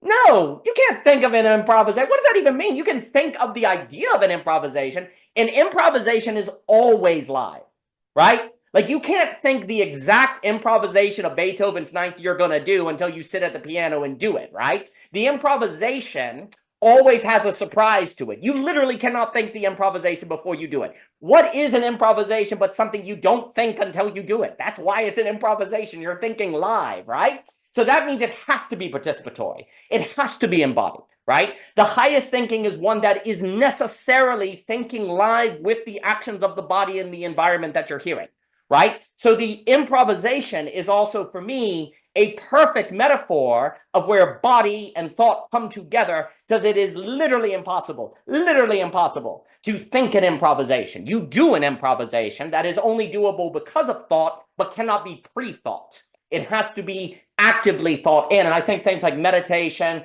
rosary, and so on and so forth are basically preparing you for moments where improvisation is needed, that you're able to rise to the occasion versus be overwhelmed by the emotion or the negativity. Doing the rosary, when the terrible thing happens in your life, you're prepared for it, right? Likewise, practicing your scales is when you get on the jazz stage, you can do it, right? Many of these embodied practices you see in religion as preparation for the surprises life throws at you, so that you are not destroyed, but that you can rise to their occasion, right? And I think that's what you see in art also. But let me give it to Mr. Jochen. Mr. Jochen, it's a pleasure to see you, sir. I hope it is not so windy where you are. It's been crazy here. We're good over here. Good. No problems over here in Georgia. I was worried for you guys. You've been having a lot of help. You've been having a lot of. We having a good old disasters time. Last We having a good months. old time. It's winter, baby. Good time. All right. Many things said. Many things to discuss. So I was very sad I couldn't meet Cole last week, because I enjoyed it a lot on Emotion. I had a note from that, and since it got brought up again in this group, I'll talk about it. You know, I don't think it's very uncommon to hear the account that anger is a sign of basically of a denial of a love of some kind. So usually there's a response. Usually when someone's angry, it's a sign of some love is being provided, removed, limited, shut down, either in loss of possession or shut down from acquisition of it. I think that's important because that's the catch, right? Is that usually what happens is we don't have enough intellectual firepower to do the reverse engineering to go, hey, I have this sign of emotion called anger. Most people get caught up in that motion and not have enough power of abstraction to go, there's an unspoken ethyneme in the background. I talked about my Substack post this week about this, because my group, Friends of the Beautiful, we talked about kind of the effect of emotions having a social contingent element of it, a social aspect to it. And a lot of it is ultimately this unspoken secondary statement, major premise that's actually behind the initial reaction, the initial response. The example I used in the article was about basically, actually disgust. Disgust is a social emotion. And it's generally hypothesized it started as a biological response to things that cause disease. So the whole point is when you see maggots on a piece of food, technically it's not actually the maggots that are evil or bad. It's actually what the problem is. It's the amphetamine secondary inference, which is if I eat this food, I'm going to get sick, which is bad for me, right? So it operates just from that logic, drawing out larger connotations of what disgust generates, the emotion of it's not really the stimulus that's presented in front of you as causes the act reaction of withdrawal, removal, oscillate, basically oscillation, removal, cutting off. It's a secondary inference that this is damaging to the social group or to the individual in that group. But that's the whole point, is that generally emotions operate on this multidimensional level, and that's the catch, is that in the raw emotion, especially when it's pressing on you, it operates in exactly the same level of seeing a snake. You don't think when you see a snake. It's a biological instinct that there's like the reaction time is instantaneous or very close to it, very small time durations, because you have to. You're going to die if you don't. It's actually happened. It's funny on a note. I think I've taught this before in the past. The idea that I was coming back from visiting a friend and there was a rattlesnake, a copperhead, just hanging out my front door and they're silent. So you cannot hear them.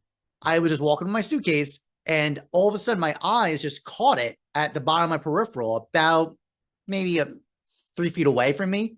The head was cocked back. That tail was going. And I didn't even think. All I did remember just dropping. Like I kind of went I dropped my stance, like in a very primal, just like I'm ready to move action. And I slowly stepped back without keeping my eye on it. So emotions operate in that same way. That's the whole problem, is that that operation of a kind of awareness of a kind of estimated power, where you're able to perceive on immediate perception an immediate danger or benefit. That animals have that instinct. We have that too.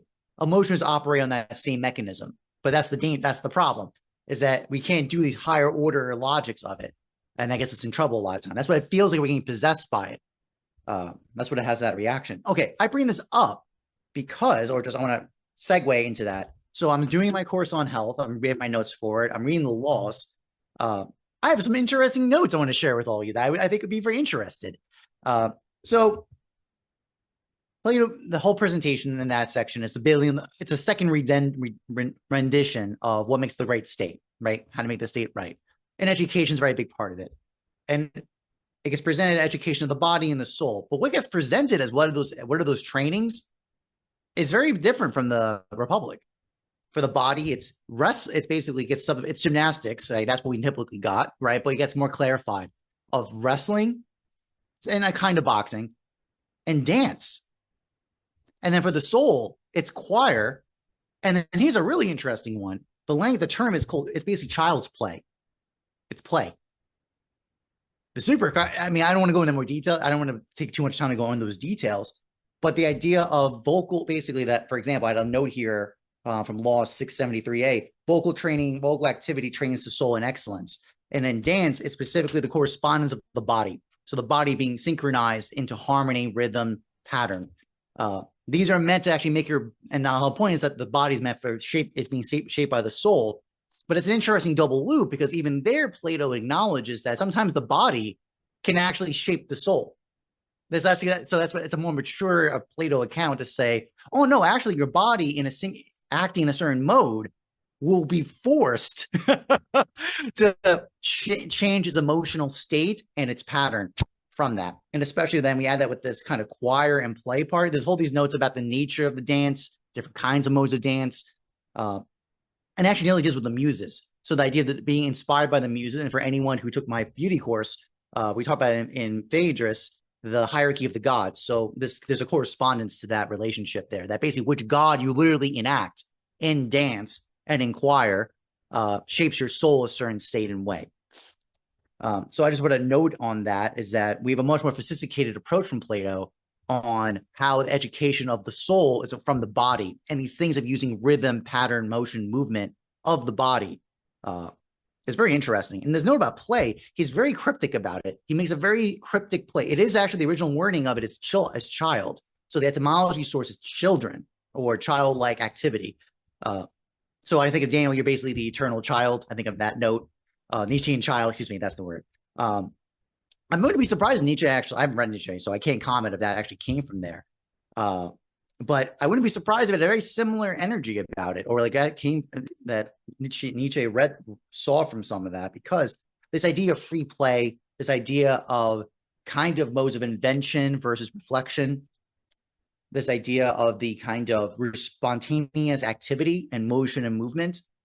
Actually, it's a very specific Greek term for that, actually about a pattern by time, by rhythm. It's actually in that section of Plato. It's very interesting. It's very unexpected. You wouldn't expect that if you read the Republic. And you're thinking you're going to get the same thing in the laws. You don't. You get very different things. Oh, by the way, he was a big fan of wine, the Dionysian spirit, and basically getting drunk off wine. So Plato had a much more relaxed opinion by the end of his career, it looks like. The last note, I do think this idea of, I think absolutely Ned's notes and I wanted preparation. Because in actually all these disciplines, right? So actually, I'm reading for Julia, so I'm architecture, because I have a part on the commons and built environments. And actually, first of all, it's stated there explicitly, health is an aspect that architects have to know about, which is, by the way, actually, as one of my major arguments in my Plato course, is that it's almost shocking how much Plato relies on health in all his, almost all his dialogues. Health is showing up somewhere, which is hilarious. I find entertaining or very fascinating. He makes all these questions of questioning about all these other things: courage, virtue, temperance, all this stuff. Health never. Health is actually the foundational structure. You almost have to know health and know anything else. It's almost at the same level of geometry for Plato. I say all this because of things like, as you said, I mean, Daniel, you were saying like the cipher and hip hop or in music improv. I can say also in boxing or in design. These all have, it's almost like I call them grooves. You build certain grooves of habituation. They're literally like part of your training is to get that. And actually, that's the whole point. Actually, one of the major tensions of training in the arts is there's a very big difference between telling someone else about the art versus actually being the artist yourself. There's the difference. Because while for Plato, there is a very clear distinction when make something a techne is that power of transference of teaching. That's actually the main way. That's actually why virtue is it's not a teaching way. It can't be, because it's not something that can be just told by a formula stated to you, an externalized formula that you can just learn passively, and then there you go. You're good to go. It doesn't work that way. Instead, it has to be literally in your soul. You have to be shaped to have a certain habituation that, and actually, I note in here, Daniel, actually on that note of what are the kind of clear signs of the improv play. Another good sign is actually response and limitation constraints. It's a huge one. So for example, actually one of my favorite examples is from cooking. You know those cooking shows where they basically give you these ridiculous recipes, like the ridiculous items, absolutely no one actually, like no normal person could actually take like licorice and make a dinner dish with it, or like some horrendous other ingredients, and then say, okay, you got 30 minutes, go have fun with this, go make something awesome. And they do it.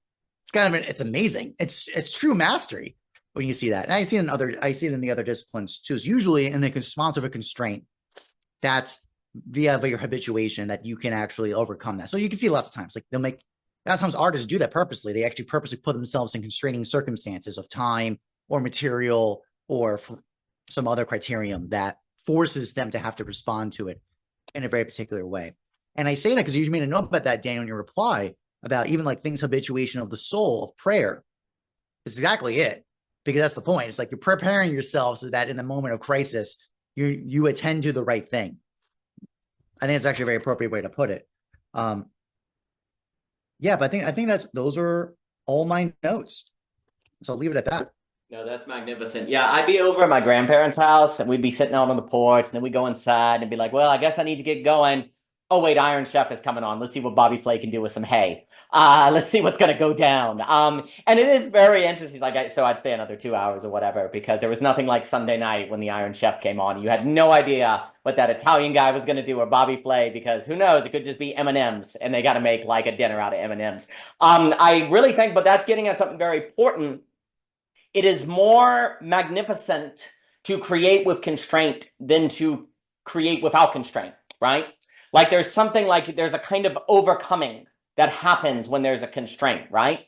And that is very interesting because then it's tied to the questions of like power that Philip was like, because it's like, is something free if it's not magnificent, right? There's a weird way in which magnificent brings out a certain freedom because it's like, I'm not bound to constraint. Like if you can't create constraint, then it doesn't really seem like a testament to freedom because you can't create with the constraint. You're free in so much as you're not constrained. So it's like you're not really free. You're only free if there's no constraint. True freedom brings with it a kind of feeling of magnificence because they were able to take the M&Ms and make some really good dinner. And you didn't know that chocolate could taste like steak or lobster, but Bobby Flay made it taste like lobster. And that's friggin' magnificent. So he's free because Bobby Flay is free because no matter what is thrown at that man, he's going to make something amazing, right? And it's interesting because if I say, can Bobby Flay make something amazing? He's like, yeah. Oh, cool. Can Bobby Flay make something amazing out of M&Ms? Isn't it interesting how the second one, which is a kind of lack of freedom, actually is more amazing, right? Like it's actually more amazing that out of that limitation, right? But that's getting at, I think, Hegel and Spinoza. A freedom that reconciles itself with constraint is more magnificent than a freedom that has no constraint, right? And that is kind of getting at something of the human being, right? Which also suggests that most of the time when we're looking for freedom, we're also not looking to do something magnificent, which might be one of the reasons why we don't feel healthy from our freedom, or we don't feel empowered by our freedom. It's interesting you brought up Nietzsche because he may speak of the dancing star, and there's absolutely something bodily, and one can't help but think of Harold Bloom's anxiety of influence, where it's the people you most critique that you become most like. It's funny how that works, over and over again. And I think also when you're speaking about health there's a way in which you are healthy to the degree that you can work with constraint, right? Like you're not really healthy. Like, for example, are you healthy if you're still alive when you don't have to run, right? When you don't have to do anything. You have a long life, but are you really healthy? Well, you may just not have any physical exertion. You might just not have any demands on you.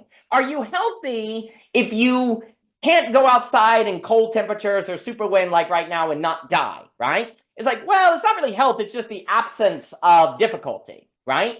Health seems to come out in constraint, right? And there's something about health that seems to be freedom. Like you don't really have freedom if you don't have health, right? And I think foundational, like you're saying, is really important. I think this gets at Ivan Illich, who basically was like, health is empowerment, is enablement. It's enablement. You are enabled to do something. You don't really have health if you don't have enablement, which I like because then it links with power. Like in the way that we were talking earlier with Philip, like you have power to the degree you're enabled because you feel like, yeah, I can make something out of that M&Ms. Yeah, I can do something with that constraint. I am enabled to. Therefore, you are healthy. It seems like you're not really healthy if you can't handle constraint or difficulty, right? You may live till 100 years old, but you can live till 100 years old and be not healthy, right? And not enabled, right? What Ivan Illich warned is that we too much put together living longer. We associate health with living a long time. Ivan Illich associates health with enablement. And that's, I think, getting at Plato. It's the ability to act, to have power. If you don't have power, you don't have health, right? But then, funny enough, here's the key. Power in this sense is actually more so stuff like improvisation, working with constraint, not status. We also tend to associate power with status. Oh, you have power because I'm a CEO, right? Ivan Illich and I think Plato and all those people are like, no, you have power to the degree you can step into a hip hop cipher and make it happen, to the degree that someone can throw M&Ms at you and you can do something with it, right? If you cannot, you are not healthy. And maybe that also is tied to, well, for Ivan Illich, that's why we're in huge trouble to have a society that causes a skill crisis. We don't know how to cook because technology does it for us. This is where you get this thing where we outsource ability to technology, and therefore we actually don't have health, even if we live for a long time, because we're not enabled, so we don't feel powered, right? So Ivan Illich is warning about that, which is also a factor, and he wants to have us tools of conviviality versus tools of manipulation, right? And that's a different matter. But health and enabled go to go. But Jacob, please, Kashir. Yeah, remarkable conversation today. Very beautiful. Very glad to be here. I just wanted to offer my sense that, like, I can feel the tonos and the energy of this space changing. over the course of the last few years. And as everybody in it is changing, the net thing that's going on is developing in really interesting ways. And as you know, I struggled a lot with the high level Deleuzian, Hegelian, and various other what felt very abstract level philosophical conversations in here. And this has been the most like grounded, like I've been able to be with this conversation. It feels like 100% everybody shares, like nothing has just been like completely passing me by. And that's really remarkable. And I think the hip hop juice that you brought in at the beginning is a big piece of that. And I also love what Javier was bringing in, and then how you kind of pirouetted on that, like the question of how does relationship to God relate with capacity for hip hop is a super juicy intersection. So yeah, I'll leave it at that, but it was great seeing you all, and I look forward to hearing more from you all soon. Well, thank you for saying so. Thank you for being here. Appreciate it, Jacob. Very much. No, it's wonderful to have you. And well, I think also I think philosophy coming into things like hip hop or using metaphors of health or different enablement and so on and so forth, I think then has the feeling where philosophy is empowering, right? Like it's bringing you want to go dance and you want to go sing, right? Which then suggests that philosophy is health creating, that there's a certain enablement. And I think that's very, very important. I think also and then I'll give it to Philip, Michael, and then Javier here. Oh, also, I'm so glad I did choir for all those years. God, that's good. Plato would be happy. Play choir is great. And dance and DDR in the arcade. That's good. Yeah, we had some like competitions at the putt-putt place with DDR and dance and stuff. So it was great. But I was also going to say I was really taken by the phrase reverse engineering that you used, Mr. Jockin, because there's a way in which that is philosophy, right? You're reverse engineering. Like when Plato's like, you understand backwards, there's this emphasis on interpretation. It's interesting because it's not really interpretation. It's more like a reverse engineering. Mr. Jockin. But just to add on that, because because I saw there was a lot of comments about my statement about anger, and there's in the psychological state and conditions about it. There's one I just put a comment on about that. I do think actually the issue of that, I think it's fair. Most people have a kind of low hum refrigerator hum of anxiety or just general state of elevated that where they just go off the handle seemingly irrationally. Actually, I just thought of you, Daniel, about that. Isn't that a demonstration of the problem of being in ignorance? Meaning, like, just because you're not aware of the major premises that are they're operating on you, even if you're not aware of it. I would read it that way personally. So that's actually part of the reason, like, why does philosophy matter? Is because or at least a mode of it, like a psychological philosophical investigation, is because because you're going to get driven by it without you any control over it. That's no way to live. No, completely. I think I've heard the phrase static anxiety or something, like a static buzz. Like, gosh, what was that guy's name? He does the book like Working Together and all. But it's that idea, David Allen or something. It's that idea that basically everyone has a kind of static anxiety, which I think is tied to time energy. It's tied to economic tensions. And from that anxiety, snap, snap, snap. And then you don't even have the stability to capture glimmers or the stability to reverse engineer. And things that you reverse engineer, you can then understand and work better on, right? So I think that's a tremendous comment. Let me give it to Philip. Philip, you're beautiful. You're such a beautiful man. Dude, beauty is where it's at. There's something about a reverse engineering of illness to make like an opening gesture of health that Illich points out in the Medical Nemesis has to do with the body's ability to repair itself. He says it's the foundational, unspoken ethic upon which Western medicine is built. And then he goes on, man, he slams it hard to talk about iatrogenesis and how like actually big ag, I don't know, probably also big health is actually making people less, he calls it health negative. But I want to say even like a way of reverse engineering. I know that the shamans, what do they ask? They don't say like give you pills. They'll be like, when's the last time you danced? When's the last time you sang? When's the last time you were enchanted by a story? And when was the last time you sat in blissful silence? The idea being, like we're moving towards this archaic revival of both Eastern and Western, and trying to be like, when's it a good idea to like put the responsibility of my body on like a Fresenius, like some kind of,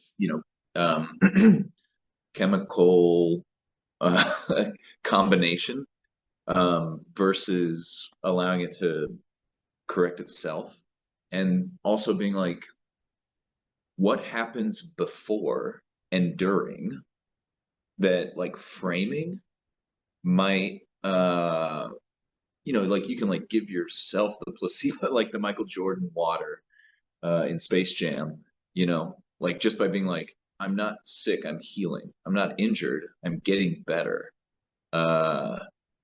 And I think so much of this has to do with risk. And also like understanding we're still moving toward like a more refined, more sophisticated, more dance-like psychology.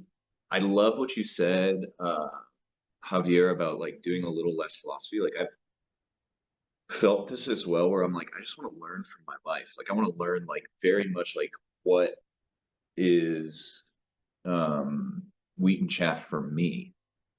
For example, with Nietzsche's will to power, we know that there's like German, two different words that they use. And what he's talking about is the self overcoming. And this is what Land gets on with, essentially like the nanobot AIs, is like literally nature overcoming itself, overcoming the human being, right? The architectonic order of the eschaton. And, when Thomas, when you said, oh, there's a rattlesnake, I better not let it bite me. Well, on some level, I think there's also an opportunity to see it as like a battalion rolling of the dice with your fucking life, of just being like, you know what the ultimate improv is? Drinking a little cyanide, and then just being like, well, let's see. And like, I know that this is very much against the sort of like principle of sufficient reason, but I think there are some people.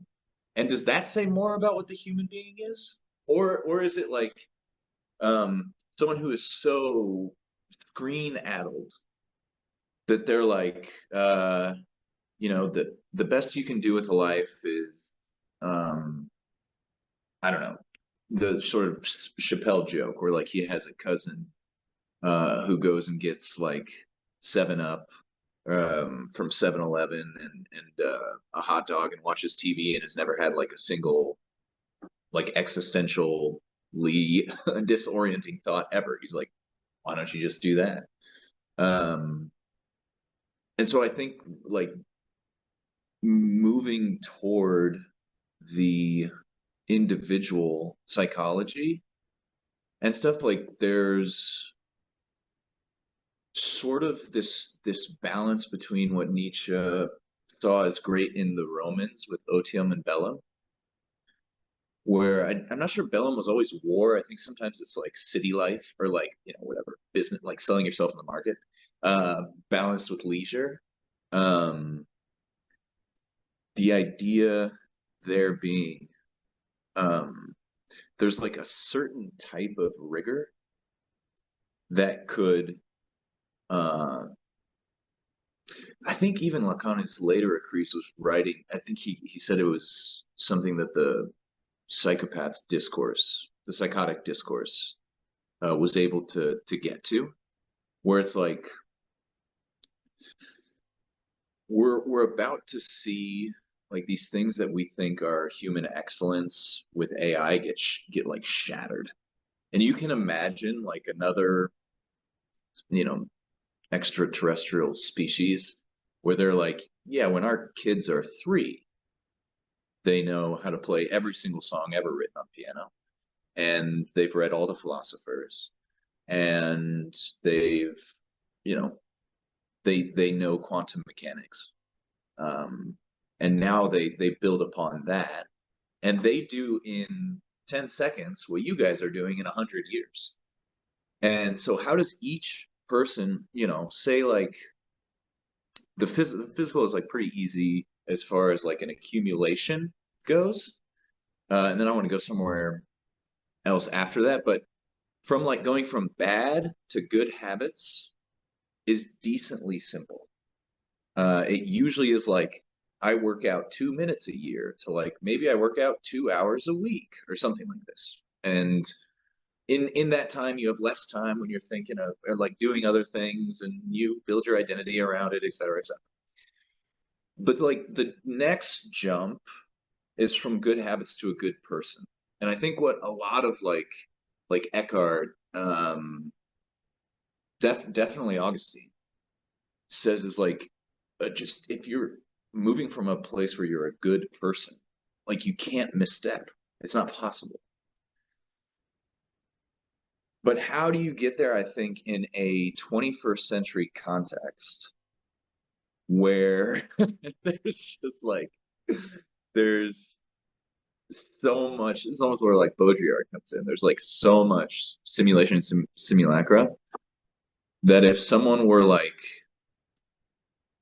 "Hey, buddy, you could, if you were a good person and not simply someone that was like accumulating good habits, but you could get on this sort of like asymptotic, like rise, like meteoric rise. Like you could wake up, pray, crush like 4 to 5x body weight deadlift, followed by 300 pull-ups, followed by 4 hours of philosophical study, followed by 6 hours of economic work at $100,000 an hour, followed by 2 hours of hanging out with your kids, followed by an hour of recharging with your wife, followed by 3 hours of prayer, and then you can sleep for 8 and do it again the next. Like it's just like there isn't anything necessarily clipping that sine wave, besides like certain self-limiting beliefs, or maybe like that individual has a genetic envelope that won't allow that, but that gets like really tricky once you start bringing in genetics. So I think that some of that, as far as like what health goes, just to be like super, super aware that we're not caught in the trap of being well adjusted to an ill definition of health. Because like you even think of just like movement, like how much should your great grandpa move more than we do? Like probably to like a ton. And I think it's one of the reasons why humans can run so far. Like we have this like sweat system that allowed us to get like an edge on animals, because we would just run for like 100 miles until that thing would get tired, lay down, and then it was like dinner. So yeah, coming back to the body, I think is interesting, and then like really looking at like, what can your body do is interesting. No, magnificent. It's interesting and then I'll give it to Michael, Javier, and if anyone has final things to say on this lovely evening before we go examine the super large Christmas tree made of lights with the kids that is up the electric pole because it's tradition. Now it's super windy, so the tree may not actually be there and we may die, but tradition. We've all seen frickin' Fiddler on the Roof. So tradition, okay? So yep. So anyway, so that was my singing choir days. My health just went up. It's very interesting because for Ivan Illich, also you mentioned the hospital. Talib famously is like, hey, do you know what the best indication of being unhealthy is? Going to hospitals. And you're like, really? It's like, well, no. The reason you go to the hospital is because you're unhealthy. It's like, no. When you do the studies, it's unfortunately the reverse. Well, that's unfortunate. And I think Mr. Illich points out that health is when you feel disabled, like when you're unhealthy to the degree when you encounter something in your life that you want to be different, that you have to turn to an external source, right? Like that's where health is very interesting, because like you're saying, there's this kind of relative factor. We can't, it's fun reading those books about how prehistoric man would run a horse and it would die and they would eat it. And you're like, really? And apparently, isn't that nuts? And you're like, But it's like, so there's like, well, we can't do that. So maybe we're not so healthy, even though we live longer. And then it seems like, you know, clearly life expectancy is important.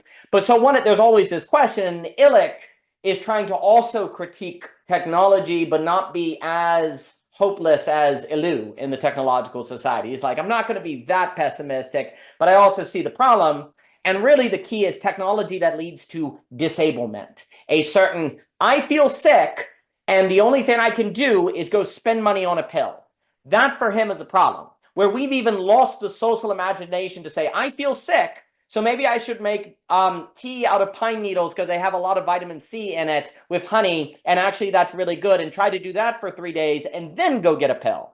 Like, he's not saying pills are bad. He's like, we can't even think alternative possibilities that are in our domain of capability before we turn to the expert class, right? Like, he's extremely concerned about technology, like literally your car now, like, you know, he would have predicted that cars will get to the point where you can't fix the engine at all. Like, when you open it, it's going to get to the place where you have to take it to the shop because it's so computerized, right? He would say that's very, very different from the car engine that you could open up. And even if you chose to get an expert to fix it, there is at least some realm of possibility for you to work on it or to learn about it or feel like you had some, here's the key word, relationship with the technology, that it was within your realm. It is that a lot of the lack of help and frankly, empowerment starts to emerge when you have the expert class that you have to turn to, right? And you feel very, very incapable.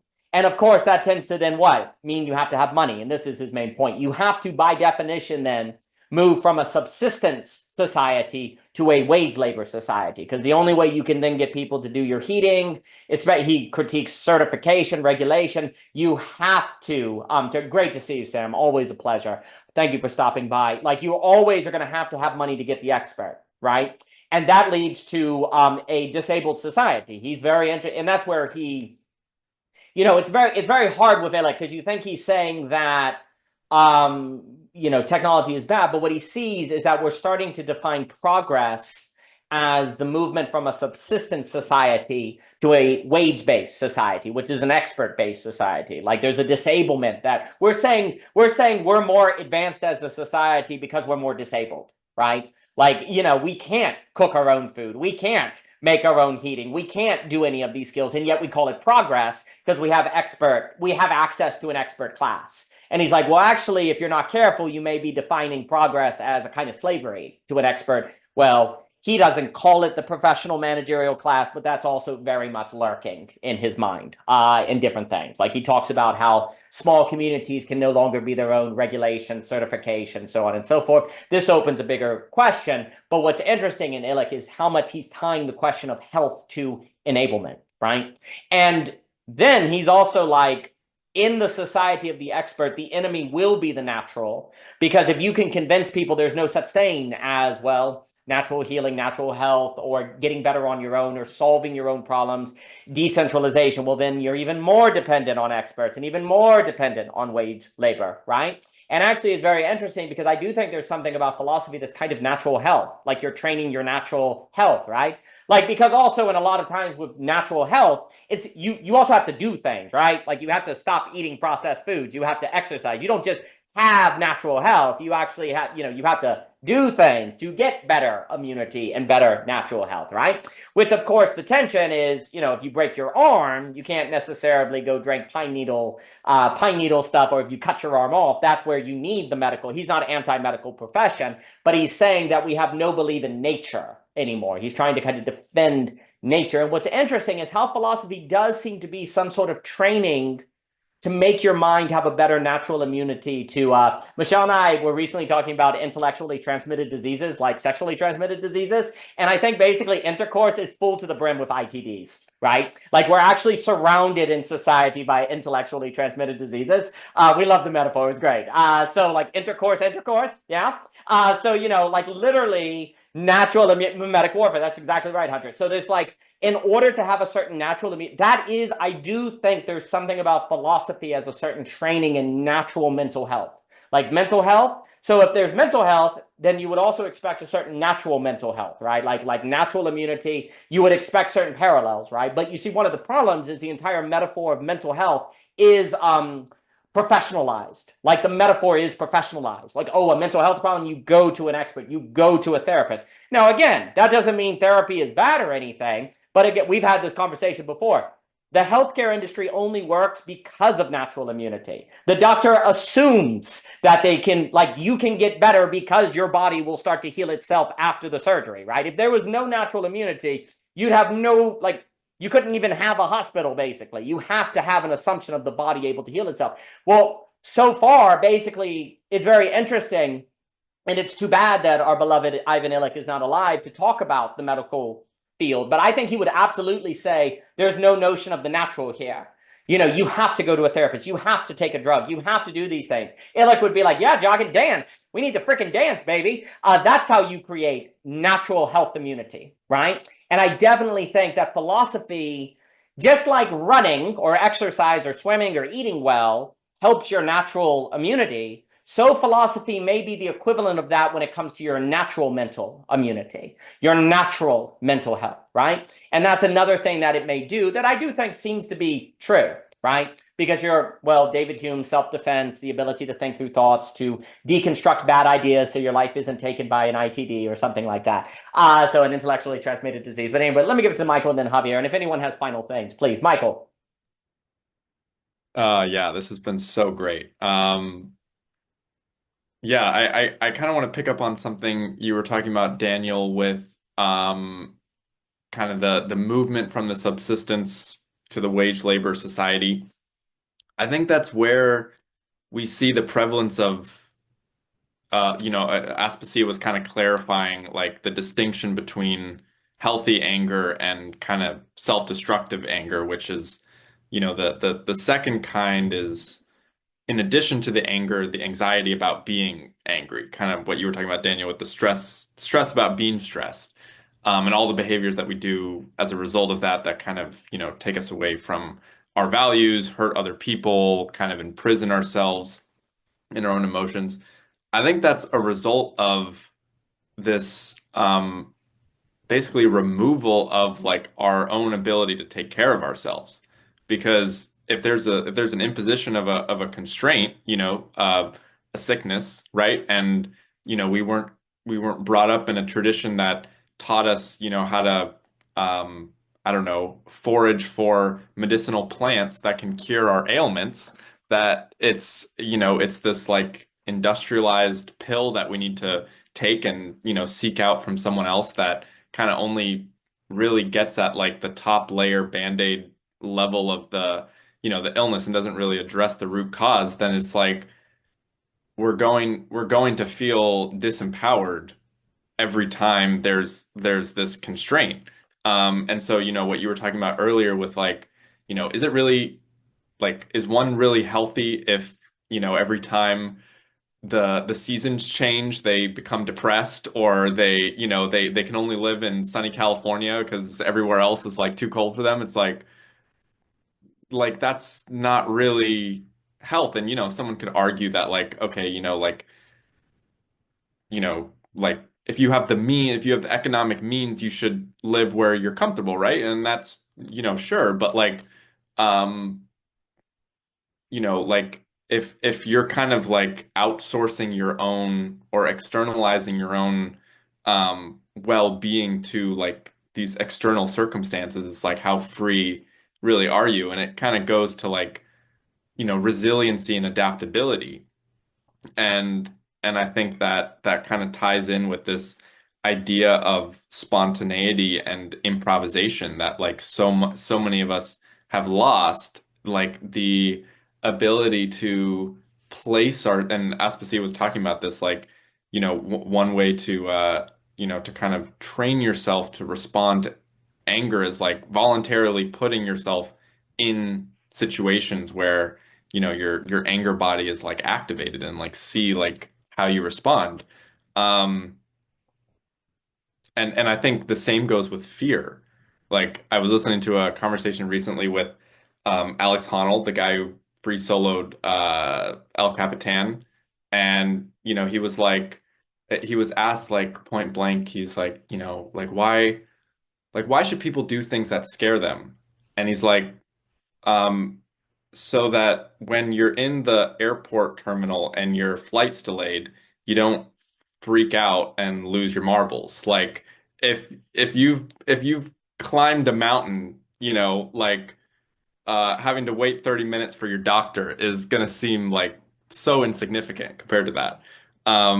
So, obviously not advocating for people to do like extreme things like that, but I think the I think that's what improvisation does is it exposes you to a situation where the only thing that you can really rely on is your instincts because like kind of the certainty and like the everything that you had learned previously um can be relied on, but you're in a situation where it's not routine and rote like so many of our routines throughout our day are. It's like this kind of exposure to um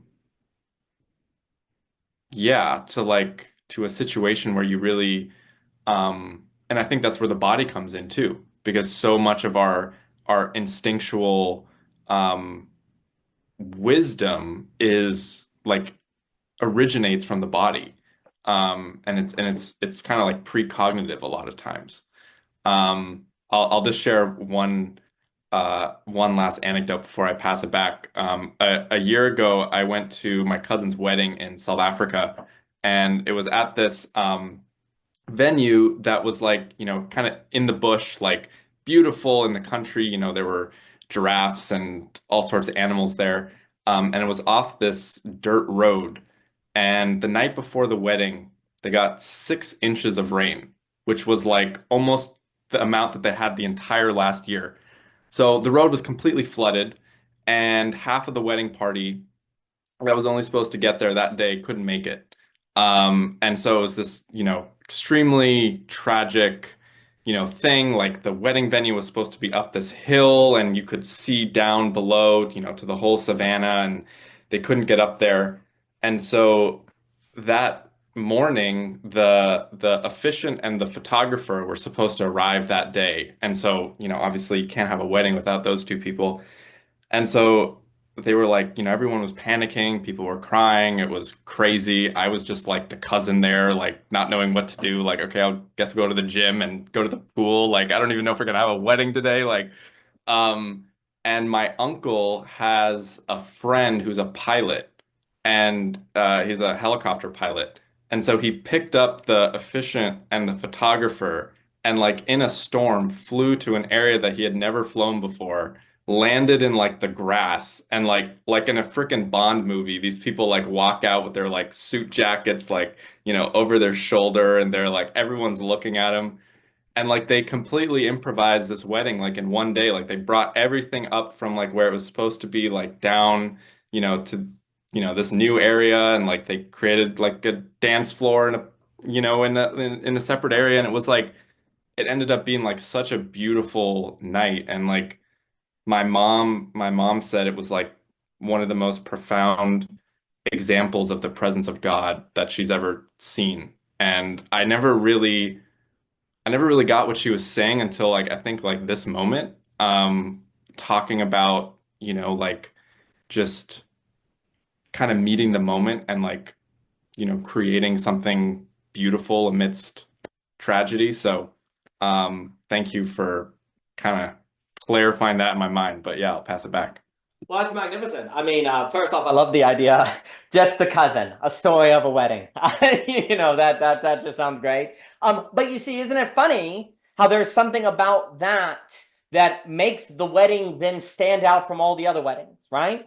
Like that ability to improvise and to make something happen feels most human. It feels most alive. It feels most, but it required that error, as Jochen has talked about with the sound equipment being off at the bar, right? There's something about that then changes the quality of the 99% of the rest of your life where there's not stuff like that happening, right? Like 99% of your life, as we were referencing earlier with Layman Pascal, there is not a storm and flooding that does all of that, right? But because the 1% of the time the disaster was able to occur and you were able to rise to the occasion and make it beautiful, the quality and possibility that is always latent in the other 99% changes, right? If I heard this at Dr. Niebenhauer was talking with an individual, and he was making a good example where he was saying, if you were walking down the street and you saw the little matrix numbers in the sky and you saw it for just 1 second, then that 1 second would change the meaning of the other 99.999% of your life, right? Just that one seeing of the matrix number, right? Likewise, the one seeing of a glimmer of the magnificent changes the possibility space and horizon of all the moments that doesn't have that magnificent. But here's the trick. Your opportunity then to make your entire life have a different beauty or meaning or shine is contingent on if you're ready for that moment. If you're not ready for it, then it can't change the meaning of the other 99% of your life to have this magnificent potential lurking latent in it always. But if you are ready for it, it can. And I think that's like a lot of times when people talk about the meaning crisis or they talk about being human or looking for things, it's actually the preparation for those moments. And Jacques, we've spoken about that before. And you never know when those moments are going to come. You never know when they're going to happen. But it's basically inevitable in just the course of a life that at some point they will happen. And the question will be if you're prepared for them or not. And basically what Illich is warning is that in a wage labor-based society, the probability of people being ready for those moments is very low, right? It's not going to be likely. A subsistence society is where people are able to, well, get their stuff together and make it happen, right? And the more people become dependent on the expert, all of that, the less likely they'll be prepared for that moment when the magnificent can occur. But here's the other issue. Basically, too, what Illich is pointing out is that if you can go to the doctor, well, let's put it this way. This is the example from his book, The Right to Useful Unemployment. I'll give it to Javier and Philip. If you build your own house, you are actually today seen like a prideful fool. You could have gotten an expert. Who do you think you are to build your own house? Like there's a certain pride. And also you're seen as ridiculous. Like that's really stupid to build your own house, right? So here's the other trick. In an expert society, it changes what's rational. And it actually makes subsistence irrational in a way, right? It makes you feel like a fool to do it. Likewise, don't you feel like a fool to be doing philosophy when you could be at a university getting paid for it? Don't you feel like a fool to be doing like religious practices? Isn't there a certain silliness to learning how to do improvisation jazz when you could just learn to play Beethoven sheet music and 90% of people will like that more than improvisation? Like, why would you learn that additional ability, right? Ivan Illich is basically pointing out that the only way to be human is to today do something silly. You have to do something that people see as silly. Otherwise, you will not be prepared for the moments when you can improvise and do the magnificent. That's why it's so rare. And the more and more you have an expert class or a wage-based society, the more and more the epistemological incentive structure works to making it more difficult to just choose to do philosophy, even if you're not getting paid for it, to just build your own house, even if you could get an expert to do it, right? You have to deal with you basically have to do something that feels silly to do if you're going to be human, right? And if you don't, you won't be prepared for those moments of error or the unexpected that in rising to its occasion, you can change the quality and meaning of the other 99% of your life, right? So these are the things you have to do what I call the non-rational. If you do not do the non-rational, you cannot avoid the suboptimal results of Nash equilibrium situation. The other thing before I forget is you were making the great point of, well, couldn't you just reach down and grab the snake, right? And isn't that going to like create a certain thrill? What's very interesting is it does seem that human beings require a certain brush with death to wake up, to come out of their dogmatic slumber, right? But what's interesting is there's a difference between intentionally picking up a snake because you're looking for a thrill and like putting your hand into one of those gloves with all the bullet ants to shake you out of your pride, right? One of the problems that happens is there's a whole lot of thrill seekers, but they're not seeking thrills to shatter their frame, to open them up to, the realization they don't know anything. They're actually looking for thrills. That's actually one of the problems is like it has to be incidental. The thing that shatters you has to be incidental. You can't intend it.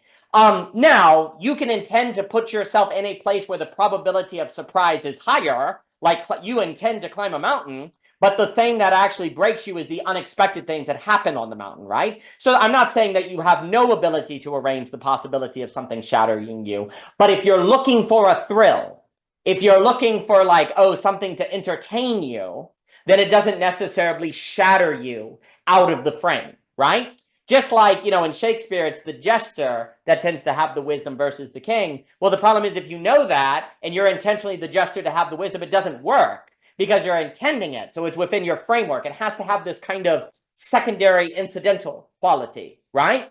But how do you design the surprising? How do you do that, right? Well, probably by doing non-rational things and being prepared for the unexpected. How do you prepare for the improvisation? You don't know what's going to happen? By getting really good at something that you may never use. Oh, that's how? Yeah, you got to take a risk of like spending a whole lot of time and energy and consistency on something that may be worthless. Cool. But if you don't do that, when the moment occurs that can change the meaning of the 99%, you won't. So these are the stakes of being human. There's more to be said, but let me give it to Javier Rivera. Mr. Rivera. Daniel, you're making me think of that when Christians talk about Judgment Day. There's something really interesting about that because you can almost have like an imminent determination, interpretation to that, an imminent interpretation of that, which is to say that because Judgment Day is definitely all about, right, this idea of being prepared for Judgment Day. There's a way to interpret that as when the time comes for you to do this spontaneous thing, that's our Judgment Day, right? That determines the fruit of our labor. What have we been doing? What have we been sowing? And that's a really kind of like, that can be really like a life-changing moment for people. But on this idea of enablement, you gave me this kind of interesting idea that maybe pride is false enablement. Maybe it's false enablement because the current definition of pride is just feeling satisfaction for what you've done. That this is like the dictionary type. But that's weird to me because that's not how I've ever experienced pride. It's always been with actually a kind of notion of impotence. Or it more comes with like, I shouldn't be that way, right? Like with anger, I encountered my pride because, and this is kind of the anxiety anger that Espacé is talking about, which is you're angry, but then you're telling yourself, well, I shouldn't be angry. That's pride. That's pride. You're giving an impression of false enablement of yourself, saying that you shouldn't be. You're empowering yourself when clearly you're not in control of that at all. And that's the dangerous anger for sure, because then you risk denying it, stuffing it down. It comes back, it returns. You never really take care of your anger. And then I was also thinking about, so what can be so enabling about humility? What's enabling about humility is that it's an honest look at where you are, where you currently stand. And that's really hard to discern. That's why pride is like its contrary, right? Like you have to be able to kind of like dialectically oscillate between your pride and humility to be like, okay, am I overreaching myself? And a lot of your emotions and anxieties can be actually good indicators for saying that you are overreaching. And you need to have humility for where you are and where you currently stand. To say something like, I need help, or something like that. So this thing on health, I find interesting because I work at an urgent care. And what's really funny is talking about pills, right? The first thing patients say to us is, I only want to come in if I'm going to get an antibiotic. Right? The providers, surprisingly enough, are very resistant to that because they will say, well, if it's a viral infection, there is no antibiotic to give because antibiotics are only good for bacterial infections, not viral infections. Unfortunately, viral infections, for the most part, guess what? You just have to kind of ride out. in a way. You just have to kind of take medication that can kind of reduce the symptoms so that way it can go away. So patients get upset because they feel like we're denying them care when in reality it's actually this really pivotal information, which is, and I'm like, man, like I really feel like patients could feel more empowered if they just knew the difference between a viral infection and bacterial infection, because they always feel like it can just be remedied with a antibiotic pill, which is not true.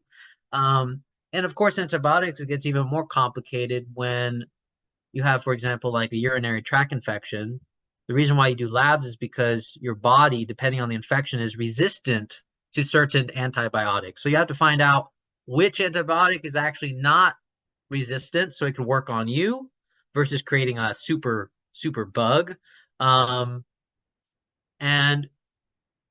like the whole time I'm just like, man, like this would go a long way for not only patients like well-being, because here's the problem, right? If you're a patient that believes you should have gotten an antibiotic, you walk away like you were neglected of care. And that also affects your well-being. So how do I navigate with this patient, this person who believes we've done them wrong, right? Who believes we've neglected them care, not empowering them by giving them what they want, without trying to be like, it's not that we don't care. It's not that, it's not that we're trying to strip away your empowerment or whatever. It's not that we don't want to do this. It's the fact that it simply doesn't work. And we don't want you to go through that kind of issue. So, those are some things that I've kind of discovered a lot in the health field, is just like, it's weird because it's like there's this suspicion of expertise at the same time that goes on, right? There's a suspicion of expertise. And then at the same time, it's weird because I think the expertise model is kind of shifted to like self-knowledge, I think, via the internet and so on. But then there's like these weird things where it's like, okay, if you're gonna like try to be enabled, empowered by self-knowledge, then wouldn't you grab a medical textbook, right? Read that, right? Like that. I feel like that would be what you would do versus I don't know what they're doing. I mean, I'm assuming they're just quickly looking up symptoms. The problem with looking up symptoms is that symptoms can kind of apply to a lot of things. Vomiting, diarrhea, that can be applied to literally any medication. That's the possibility of any side effect of medication. You could have just a stomach bug. There's really ambiguous criteria for symptoms that you have to really discern. So it's kind of funny that, in order to be enabled, you would actually really have to do the work to not be suspicious of an expertise. And then, this idea of fear. I really like the way Jocko depicted this situation with the snake, because I've been thinking about like the fear of God, for example, and like the fear of God is usually like depicted kind of like, I don't know, it's depicted in a weird way, which is like, all right, do you want a God that loves you, or do you want to just be afraid of God? Like it kind of like falls into that kind of thing. But I think there's another way to look at fear where it's not kind of like a evil depiction of God per se, but it's more exactly what Jocko did, which is fear of the Lord is actually your full attention on something, where you drop everything, right? Because that really shows the intensity of the direction, the importance of the direction, right? Because you understand, for some reason, you understand that there is real things at stake if I don't pay attention to this thing, right? So I don't think fear has to be in the sense of like, well, at least when we're talking about God, it has to be kind of like depiction of like, I don't want to be afraid of God, I just want to love God. That's a kind of weird thing. That's a weird dichotomy that's been kind of set up in the Christian dialogues. But fear as in the sense of, I devote my attention because I know what's at stake.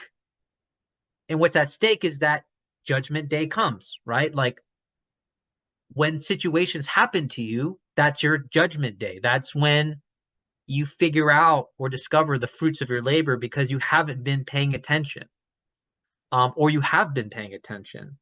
So if Jockin wasn't paying attention, he would have been bit, right? So the fact that he was dropped everything, right? This is such a beautiful example of just like pure attention. He dropped everything and fixated his entire attention on this thing because he knew what was at stake.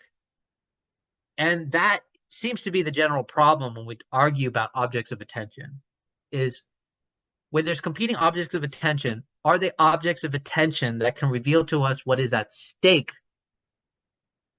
And then lastly, the thing that Philip said, which I thought was really funny, because like I could definitely see like a YouTuber being like, I'm gonna try out Philip's moral, like not moral, but like workout, spiritual and body session, right? I'm gonna study philosophy 6 hours. I'm gonna like work out. I'm gonna do all this stuff. I think Philip kind of exposed there's a kind of contrary to health and enablement. The other contrary to it is this idea of like improvement culture, right? Like maximizing, utilizing culture. I'm gonna maximize. You see this a lot with like, I've watched a lot of like writer videos where like they're like, all right, I'm trying out so and so's writing routine. But I guess the thing is health and optimization, what's the difference between the two? I think that's where the thing that I want to kind of discover is what's the difference between health and optimization? Because I think the risk with optimization is that it becomes, I don't know how to describe it. I think Jock and I have talked about it before, essentially, where it's like you're doing these practices not for optimization. You're doing it for communal belonging and virtue, right? And so actually, I would say this, there's nothing wrong with the way Philip, depicted the day. I think where you would fall short within that depiction of the routine is where is your object of attention, which is hard to discern in that moment, which would be, is your object of attention going to be like pride, meaning like, oh, I'm really better than everybody else because I'm, sitting by myself, studying philosophy, working out, improving my mind, improving my body, versus actually me participating in this routine is actually what's going to make spontaneity more fruitful between me, myself, and others. It actually can be a source of belonging. I can be a possible opening for belonging because I am working on myself. So it's not just working on myself for the sake of myself, it's working on myself to self-forget myself so I can have the spontaneity of belonging in the community. So you can see how optimization and this kind of praxis is really like really thin stuff right here. It can really change on a dime, I feel like. But yeah. No, brilliant. I mean, the difference between optimization and health might be silence, where the moment you're telling everyone this is what I do to optimize, it's maybe it's similar to the difference between like religion and spirituality, or maybe where it's like optimization, spirit without religion can be very problematic. Likewise, talking about health without, I don't know, exercising or having a routine, you're like, well, I don't do routine. I just, I have good health. I just, optimization, there can be a problem here. But then there's something about, like religion, if you're telling everyone about your religion or showing or moralizing your religion or like broadcasting it, then it tends to become problematic, right? However, there's also something to be said if somebody asks, well, what do you do? And you just tell them, but not from a showing off, building a platform kind of thing, then it seems to be correct. Now, this becomes tricky because some people can be inspired by seeing the routine of a writer in a video, and it can be inspiring to them. But the optimization seems like it always has to transition to silence in a way. Like if you see it, it immediately goes back to silence, where it's just what you do. And that's when optimization serves health versus replace health, perhaps. Like I am always interested by that relationship between, dare I say, spirit and religion, as some people put it. Like spirit without religion, you get all sorts of trouble. But then religion that doesn't just become the thing you show yourself doing as opposed to talking about it all the time, then seems to become idolatry, right? So there's some relation there that seems to be silence because, well, what does silence tend to be about? Keeping attention. You need to stop talking so you maintain your attention on the right thing. Talking too much threatens attention, right? But then, of course, moralizing silence also denies sharing your attention in a community, right? Like if you never talk, then you can't share the object of your attention or the fruits of your attention with a community. But there's something about silence that comes to mind in what you're saying. I also like what you were saying about fear. Well, there's a way in which, there is a kind of fear when you drive a car, right? But it's not a conscious fear. If you have no fear when driving a car, you're probably dead. But then if you're overly afraid, you're anxious, right? I sometimes and there are also studies of people that have their brain injured who feel no fear and they're in huge danger because they just cross a road. It's really dangerous, right? I think about the difference between fear as a certain adrenaline of surprise versus fear of imagination as a constant state, right?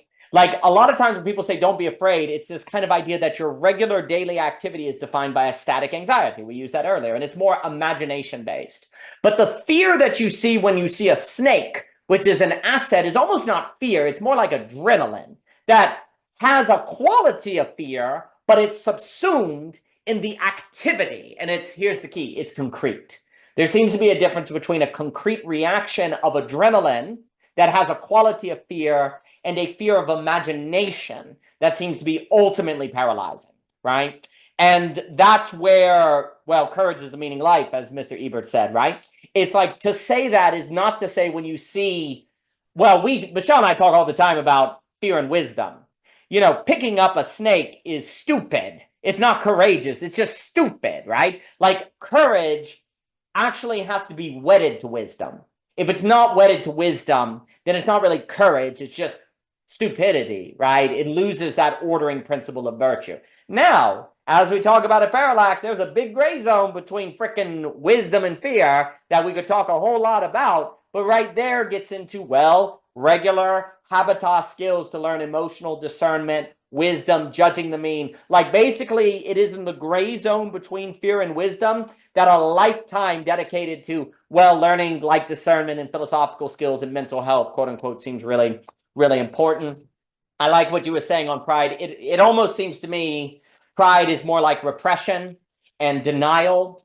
I'm also thinking more, it's not like saying I'm better than everyone. It's saying I'll be like repressing, like kind of pretending like you don't like I shouldn't feel anger. That's a kind of repression. I also increasingly associate pride with thinking you don't need to judge me, to allude to what we've talked about very often with Aristotle. Like you say, I don't need to judge me because I'm fine. In any situation, I'll be honest. In any situation, I won't lust, right? Oh, well then if I, this like if I'm a really good husband, I'll be able to go to strip clubs and not be tempted, right? Because, I really love my wife and lust, that's pride. Because you're saying literally there is no environment that could throw you off, right? So there's something about repression and denial that seems to be getting at pride when we over-index thinking about pride as I'm better than others. Well, better than others in the sense of I won't have a problem while other people will. But it seems to be very situational. You see what I'm saying? Like it's also denial. Like I shouldn't feel angry. Those people should because they haven't done what I've done, but I shouldn't feel angry, right? Like there's a pride. It's a pride. It's not merely a I'm better than other people, like which is obviously pride, but there seems to be more subtle forms of it, right? Which is the pride of denial and repression. So I appreciated what you were saying there. Also on the expert, I definitely think when Illich is writing, what we see now is Illich needs to be combined with Lacan, really. Where the expert now functions as a big other, even if they're not that you imagine should help you, and if they don't, then you're resentful. So there's a psychoanalytical flavoring that has happened with disablement now, where what you have is the expert class actually has a certain psychoanalytical big other function that is actually intensifying the problem and giving it new facets that really, because when Illich talks about the expert class, it's not merely the idea that the experts are all evil. It's the idea that you yourself outsource your own reasoning to them, even if they don't accept that. Even if they don't accept it, then you're resentful towards you. So the psychoanalytical dimension of disablement is a huge factor, because disablement only works if people moralize being disabled. That's the key. Like, if you're disabled and you think I shouldn't be disabled, well, then you're going to come out of it. It's like Kierkegaard knowing you're in despair, then you come out of it. The horror of disablement is being disabled is experienced as being enabled and experienced as being rational and responsible. And if the doctor isn't doing what they're supposed to do, they're a bad doctor. You're not giving me a pill? Well, wait. I did the rational thing. I did what I was supposed to do in this technological society, and you're not doing your role as big other. Screw you, buddy. That's where you get this psychoanalytical dimension that also gets added to Illich that I think was very well put. So I appreciate that. And yeah, like often, you know, well, you were just saying idea, the idea of well-being, right? What is that but an idea? What is that but philosophy? They just had the idea of the difference between bacteria and virus. Their life could be different. That's an idea. How many other ideas may your life be better about that you don't know you don't know? Well, that you better make habits of philosophy just to check. Just to give yourself 2 hours a week just to explore ideas that you may not know you don't know, that if you knew, your entire life would be different. It's probably a pretty good idea to give some percentage of your time to talking about things you don't know you should talk about, or just kind of explorative conversation. So you just happen to come upon those kind of things, because that's an example of an idea. Like, if you just knew when you have a fever, it's not because your body is broken, it's actually trying to heal itself. Many of the things that we interpret with being sick is actually a result of your body trying to heal itself. Well, that's an entirely different frame that may change how you view. You won't say, oh, I have a fever, therefore I'm sick. It's like, oh, good thing I have a fever. Wow, I'd be in trouble if I didn't. That would mean I'm not very healthy. So, but isn't it funny how those are ideas? All ideas. But let me give it to Philip and Mr. Jockin. Philip, please. If you got a fever, get more cowbell, you know. Maybe to move to what you were saying earlier with Derrida, and applying not just like a philosophy of words, but a philosophy to like this 7-layer dip right here. You've got like philosophy, thoughts, words, letters, sounds, feelings, infinite silence of the vacuum, you know, which is to say, like, you can live an entire life without words, without feelings even. It's possible. This kind of moves one from, I don't know if it's like an ethic of duty to like one of an absolute choice, right? So that you're like, oh, I'm choosing these things. And one of the implicit slogans of, I think, specifically the consumer within the healthcare industry is, it's the doctor's responsibility that I feel a certain way. And it's such a different shift. If it's like, no, it's my responsibility, or it's the food I eat's responsibility, or it's the relationships, you know, like you could just pick whatever metric, run it through the dip, and then be like, oh, wow, huh. All of a sudden, I have an avenue toward a different type of storytelling. If I, you know, would like to go into a storytelling milieu, and I don't have to actually. I can stay out of it. Of course, you'll like learn things about not naming, and you know, you'll probably have like the whatever, chopping wood and fetching water is the same afterwards. So, one of the important things about having these glimpses is recognizing what is mainly happening with wage labor is we're trading sensitivity for security. And in order to have those glimpses is like one thing, and then putting your attention on them is a very, very other thing. And then having the ability to remain attentive is even another, like it just keeps going, because it's like, this is where maybe like the ability to even look at the 4 different discourses of Lacan to say, you know, why is it that when I want to do something, I'm consistently thrown off of doing this thing, and I don't know why. And when I go and ask like a friend and they say something, I get mad at what they say, and I don't know why. And if someone is like, "Oh, what you're going through is a process of what some people have called the greatest virtue of like know thyself." You're just like, how do you do that? And it's like here's like 100,000 different methods. See if one of them sticks. I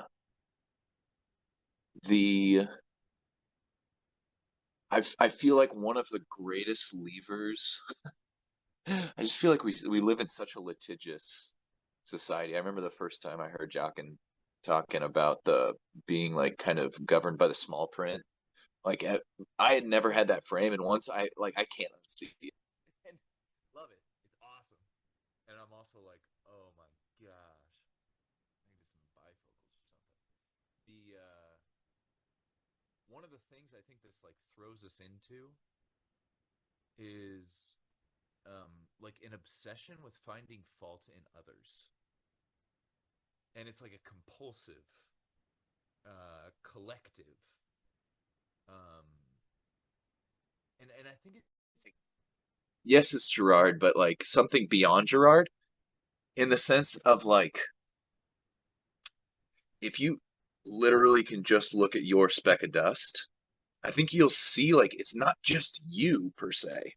It's like it's that's when you encounter like the big other, and you're like, oh my gosh, like, oh, that is kind of like, yeah, like what can throw you onto yourself to get away from a self-effacement. And then I think just as a thought experiment, and just like asking yourself as far as like a reflection on your what behavior you can control. I was talking with Putnam the other day about, he was like, the NSA has all our like in our entire digital footprint. And I was like, bro, what about this? Okay, so let's just say there's a file on one Daniel Garner. Let's just say, hypothetically, it's got all his voicemails, it's got all his voice messages, it's got all his text, maybe it has his browser history, the entire digital footprint. But then included to that, there is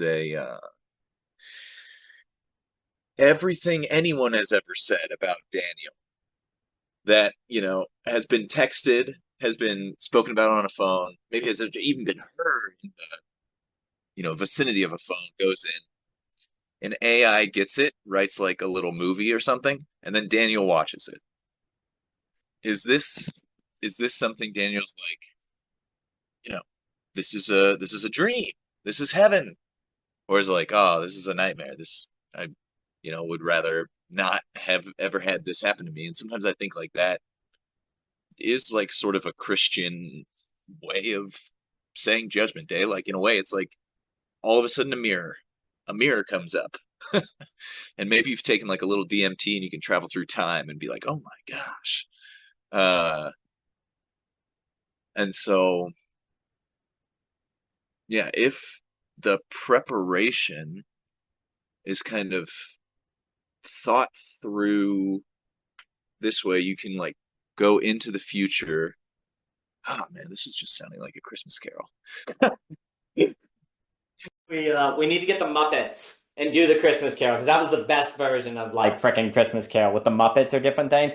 Well, Philip, I think we have ourselves a redoing of the Nietzschean eternal return. Imagine one day the NSA came to your door and he said to you, I'm going to take you to a movie to watch your entire life all over again. Would you say to him you are a demon or that you're an angel, right? So, are you prepared to have the NSA take you to a place where you have to watch your entire life all over again? Maybe that's the ultimate preparation, the ultimate surprise, is having to watch your entire life all over again, right? So that's funny to think of the NSA as, oh, well, it's kind of got in, right? Nietzsche, the Nietzschean surveillance apparatus or something like that. So that's great. So the eternal return. So that's lovely. I think that's quite funny. And yeah, well, I was going to say, I think the idea of judgment as the surprise, are you prepared for it? And that judgment is actually very practical. It will happen to you. Yeah, I think about that.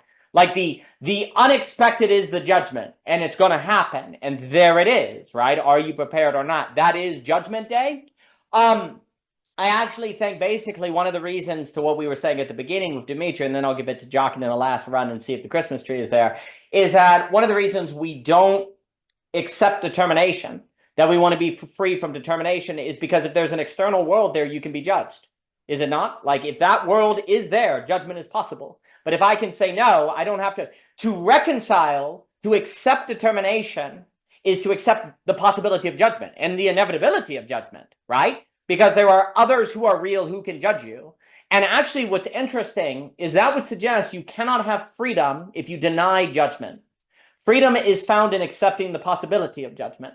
It is found in reconciling yourself with an external world that is there, and in so accepting it, because you ask yourself the question, it's like, well, it seems simple then. The way we're free and happy is simply to accept what is, right? Wouldn't that be it? Well, the reason we don't is because that means it can judge you. That means it can surprise you. That means it can force you to see yourself. So we don't accept it. So the only way to be free is to accept a judgment day. The judgment day will come. Judgment is not the opposite of freedom. It is the condition of freedom. But freedom is preparation for judgment. And it is not judgmental. It is the judgment of a situation that unveils you were prepared for it or not. We over-index judgment as personal opinion. Someone judges you because they don't like you. And actually, we over-associate God being like, you're not my type. Go to hell, right? Like, that's how we view judgment, right? Actually, I think many of the writers of Judgment Day are right. It's like God is a situation that you're not prepared for, so his glory destroys you because you didn't prepare yourself with virtue to be able to handle you. The very love of, like, God's love is what destroys you because you hate it or you can't handle it, right? I think that's really important because then judgment is not, you didn't meet the random personal preference. Judgment is the unpreparedness for a situation. It's the unpreparedness for a surprise. It's the unpreparedness for that of which shines with a glory that you could not handle, right? And so then it would make sense that freedom and judgment go together because freedom is found in proving ready for it and proving able to handle it. Freedom is found in being worthy of the cipher, being able to do the hip hop, being able to create, right? And so we deny determination because we don't want judgment. And in so doing, so we can be free of judgment, we're never free. We want to be free of judgment so we lose freedom. But when you understand that judgment is not a random, uncontrollable personal preference, because that's one of the reasons we want it, we think it's random and we have no control over it. No, judgment is found in your response to the surprise. You have complete control over it. But that preparation comes from doing non-rational things that the society thinks is silly. So you actually, here's the funny thing, preparation for judgment as such often looks like going against what seems practical and rational. That's kind of the issue, is that a lot of ideas of the practical and the utilitarian and what's a good use of time, those things set you up to fail the judgment, and yet the whole reason you did that is to be judged well by your society. Like, this is where you need to be in the world but not of it, right? You need to do that. Like, you need to do things that seem silly so you're ready on Judgment Day. Don't care what other people say. That's like, oh, well, that sounds like, should I not get a job? Should I not do other things? It's more saying that if you're trying to pass the judgment of pragmatism, you will not be ready for the judgment of glory. You will not be ready for the judgment of surprise, the improvisation, because you didn't prepare yourself for that, because all you did was plan your life to be practical and have utility, right? And so that, I think, is the irony, is that we want to be free from judgment, and so do that of which makes us be judged well by our society, that's practical and useful and makes a lot of money. And as a result, we are not prepared for the surprise, which is the true judgment. And if you're not ready for that, then you will not feel free, and you won't feel healthy, and you won't feel enabled, and you certainly won't feel empowered. But let me give it to Mr. Jochen. Mr. Jochen, please. Honestly, I think we'll close on you, Daniel. I think it was the right way to close the night. So we'll take it. We'll call it a night. You're a beautiful man. I've really enjoyed it. This has been magnificent. And the other thing I was just saying before I forget, like, that real problem of this idea of how do you make people realize something they don't know they don't realize, right? Like, how do you make them remember something they forgot, right? One of the reasons, because that's an endless problem. Like Dante, I was just speaking with Dimitri and Cleo about this. Dante avoids hell because he remembers he forgot something. before he gets into hell and forgets he forgot something. By the way, thank you, Mr. Jockin, right? So likewise, Minnow has this moment, the slave boy, oh my gosh, I remembered something. And then like you were saying, you have to remember that glimmer and never forget it and live your whole life, right? So there's this mysterious kind of, how do you, come to know you didn't know something? How do you remember that you forgot something and all these different things? One of the reasons why religion was a daily activity you had to do whether you didn't want to or not is so people were constantly coming into practices where if they had forgotten something, there was a higher probability that they would be reminded. It was a social infrastructure to deal with this problem. And you see, that's a unique, religion was dealing with the problem in its social practices and rituals, just like prayer. Prayer is, what do you do when you pray? Your mind's kind of open if you're doing it right? There's a kind of redundancy. You can find yourself remembering things you forgot in prayer, right? You can find yourself going to church and being like, oh, I haven't thought about that parable in years. Oh, yeah, I need to do that. There's this place where there's something about religion that can often have you remember things you forgot, which basically, if you do not have an intentional social infrastructure of the problem of forgetting, then the likelihood of dealing with that tension you were describing, Philip, is far lower. We don't think about the need of a social infrastructure to deal with the problem of forgetting you forgot, right?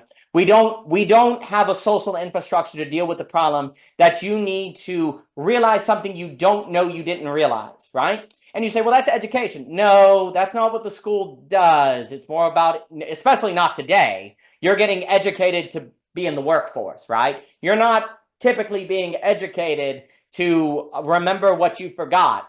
You're being educated to do that which can make you have a career, right? So this was a function of religion, and it makes sense. What is the freaking Torah saying all the time? Remember the Lord God that got you out of Egypt. Remember, hey, did you observe the feast days? Hey, did you remember the cross? You remember the Jesus that died for you? It's all a memory thing. You're right, I forgot. Well, good thing, because now you have a chance. If you forget, you forget, and you don't have a social infrastructure or a family structure or anything to help you remember what you forgot, well, that's despair in Kierkegaard. So I think that's a real issue, and we have to create, new social coordination mechanisms and infrastructures to increase the probability that people can remember something they forgot, they forgot, right? And without that, the problem cannot be solved. It's a birdie and donkey problem. It's an ass equilibrium. If you don't have an intentional infrastructure to just create structures of helping people remember what they don't remember they remember, then you've got massive issues that you could fall into. And I think that that's part of it. I do like that idea of the small print. And the last thing I'll say too is I think the improvisation is also so interesting because if Korbowski, Leibniz, Hegel, all of these different people want to say that the geometrical and the situation is more real than the point in algebraic, improvisation is always a testament to situation. It always screams back to you that the situation is more real than the non-contingent. There's a situation that you're in that you rise to its occasion or not. Like in the emphasis on the surprise, on the unexpected, on the improvisation, all of this is actually habituating you to thinking metageometrically, situationally versus algebraically and point, right? It's a testament that the world is a place that has detail and topography more than it is simply points, right? And in those spaces, that makes a difference. Javier, please. I mean, I just want to add to briefly what you're saying, because this is something that Dimitri had brought up earlier in the conversation about the eternity. I mean, the obstacle is the way, right? Like the constraints are the way through to the non-contingent principle. That I think that's what's forgotten, is that contingency is how you, in the Christian sense, encounter God's mysterious love for another human being, right? Like how do you encounter God without encountering beings, nature, things? So it's a kind of fundamental error, like you're pointing out, to just basically not understand that you are in a situation. Why are you in a situation? Well, you're in a situation to have an encounter. How do you prepare for that encounter? I'll just leave it there. That's exactly right. That to me would be the, dare I say, pragmatism of a situational metageometry of situation. Like if you take that very seriously, you want to have practices that are based on encounterology versus, say, metrics. Like that's the issue. Most pragmatism in utility now is quantifiable, right? Like, is it practical because it increases the number? Well, it does, so therefore it is practical. What is being suggested here is that a pragmatism of quality, what are the practices you need to do to have better qualities, are always situational, encounterological, preparatory, and improvisation based, and the remembering of a glimmer that changes the meaning of the 99%. But of course, if you forget that you forgot the glimmer and you don't have a social infrastructure that's bringing you upon weekly practices increase the possibility, then it's very likely you will fall into more quantifiable metrics of practice and how you should spend your time, because you can't remember that you forgot the glimmer. That's extremely important. And then, hey, you're healthy because you've got more years on your life. Hey, you have a higher quantificational number here, so you must be more healthy. And we actually would lose the ability at that point to be able to identify if we're actually of a better health, because we can't tell a healthy quality because we've forgotten the skills we need in order to identify that. I've enjoyed it very much, everyone. Thank you for being here. It's been a treat. We're going to go see this this giant Christmas tree if it's still there. So thank you all. Appreciate it very much. All the best.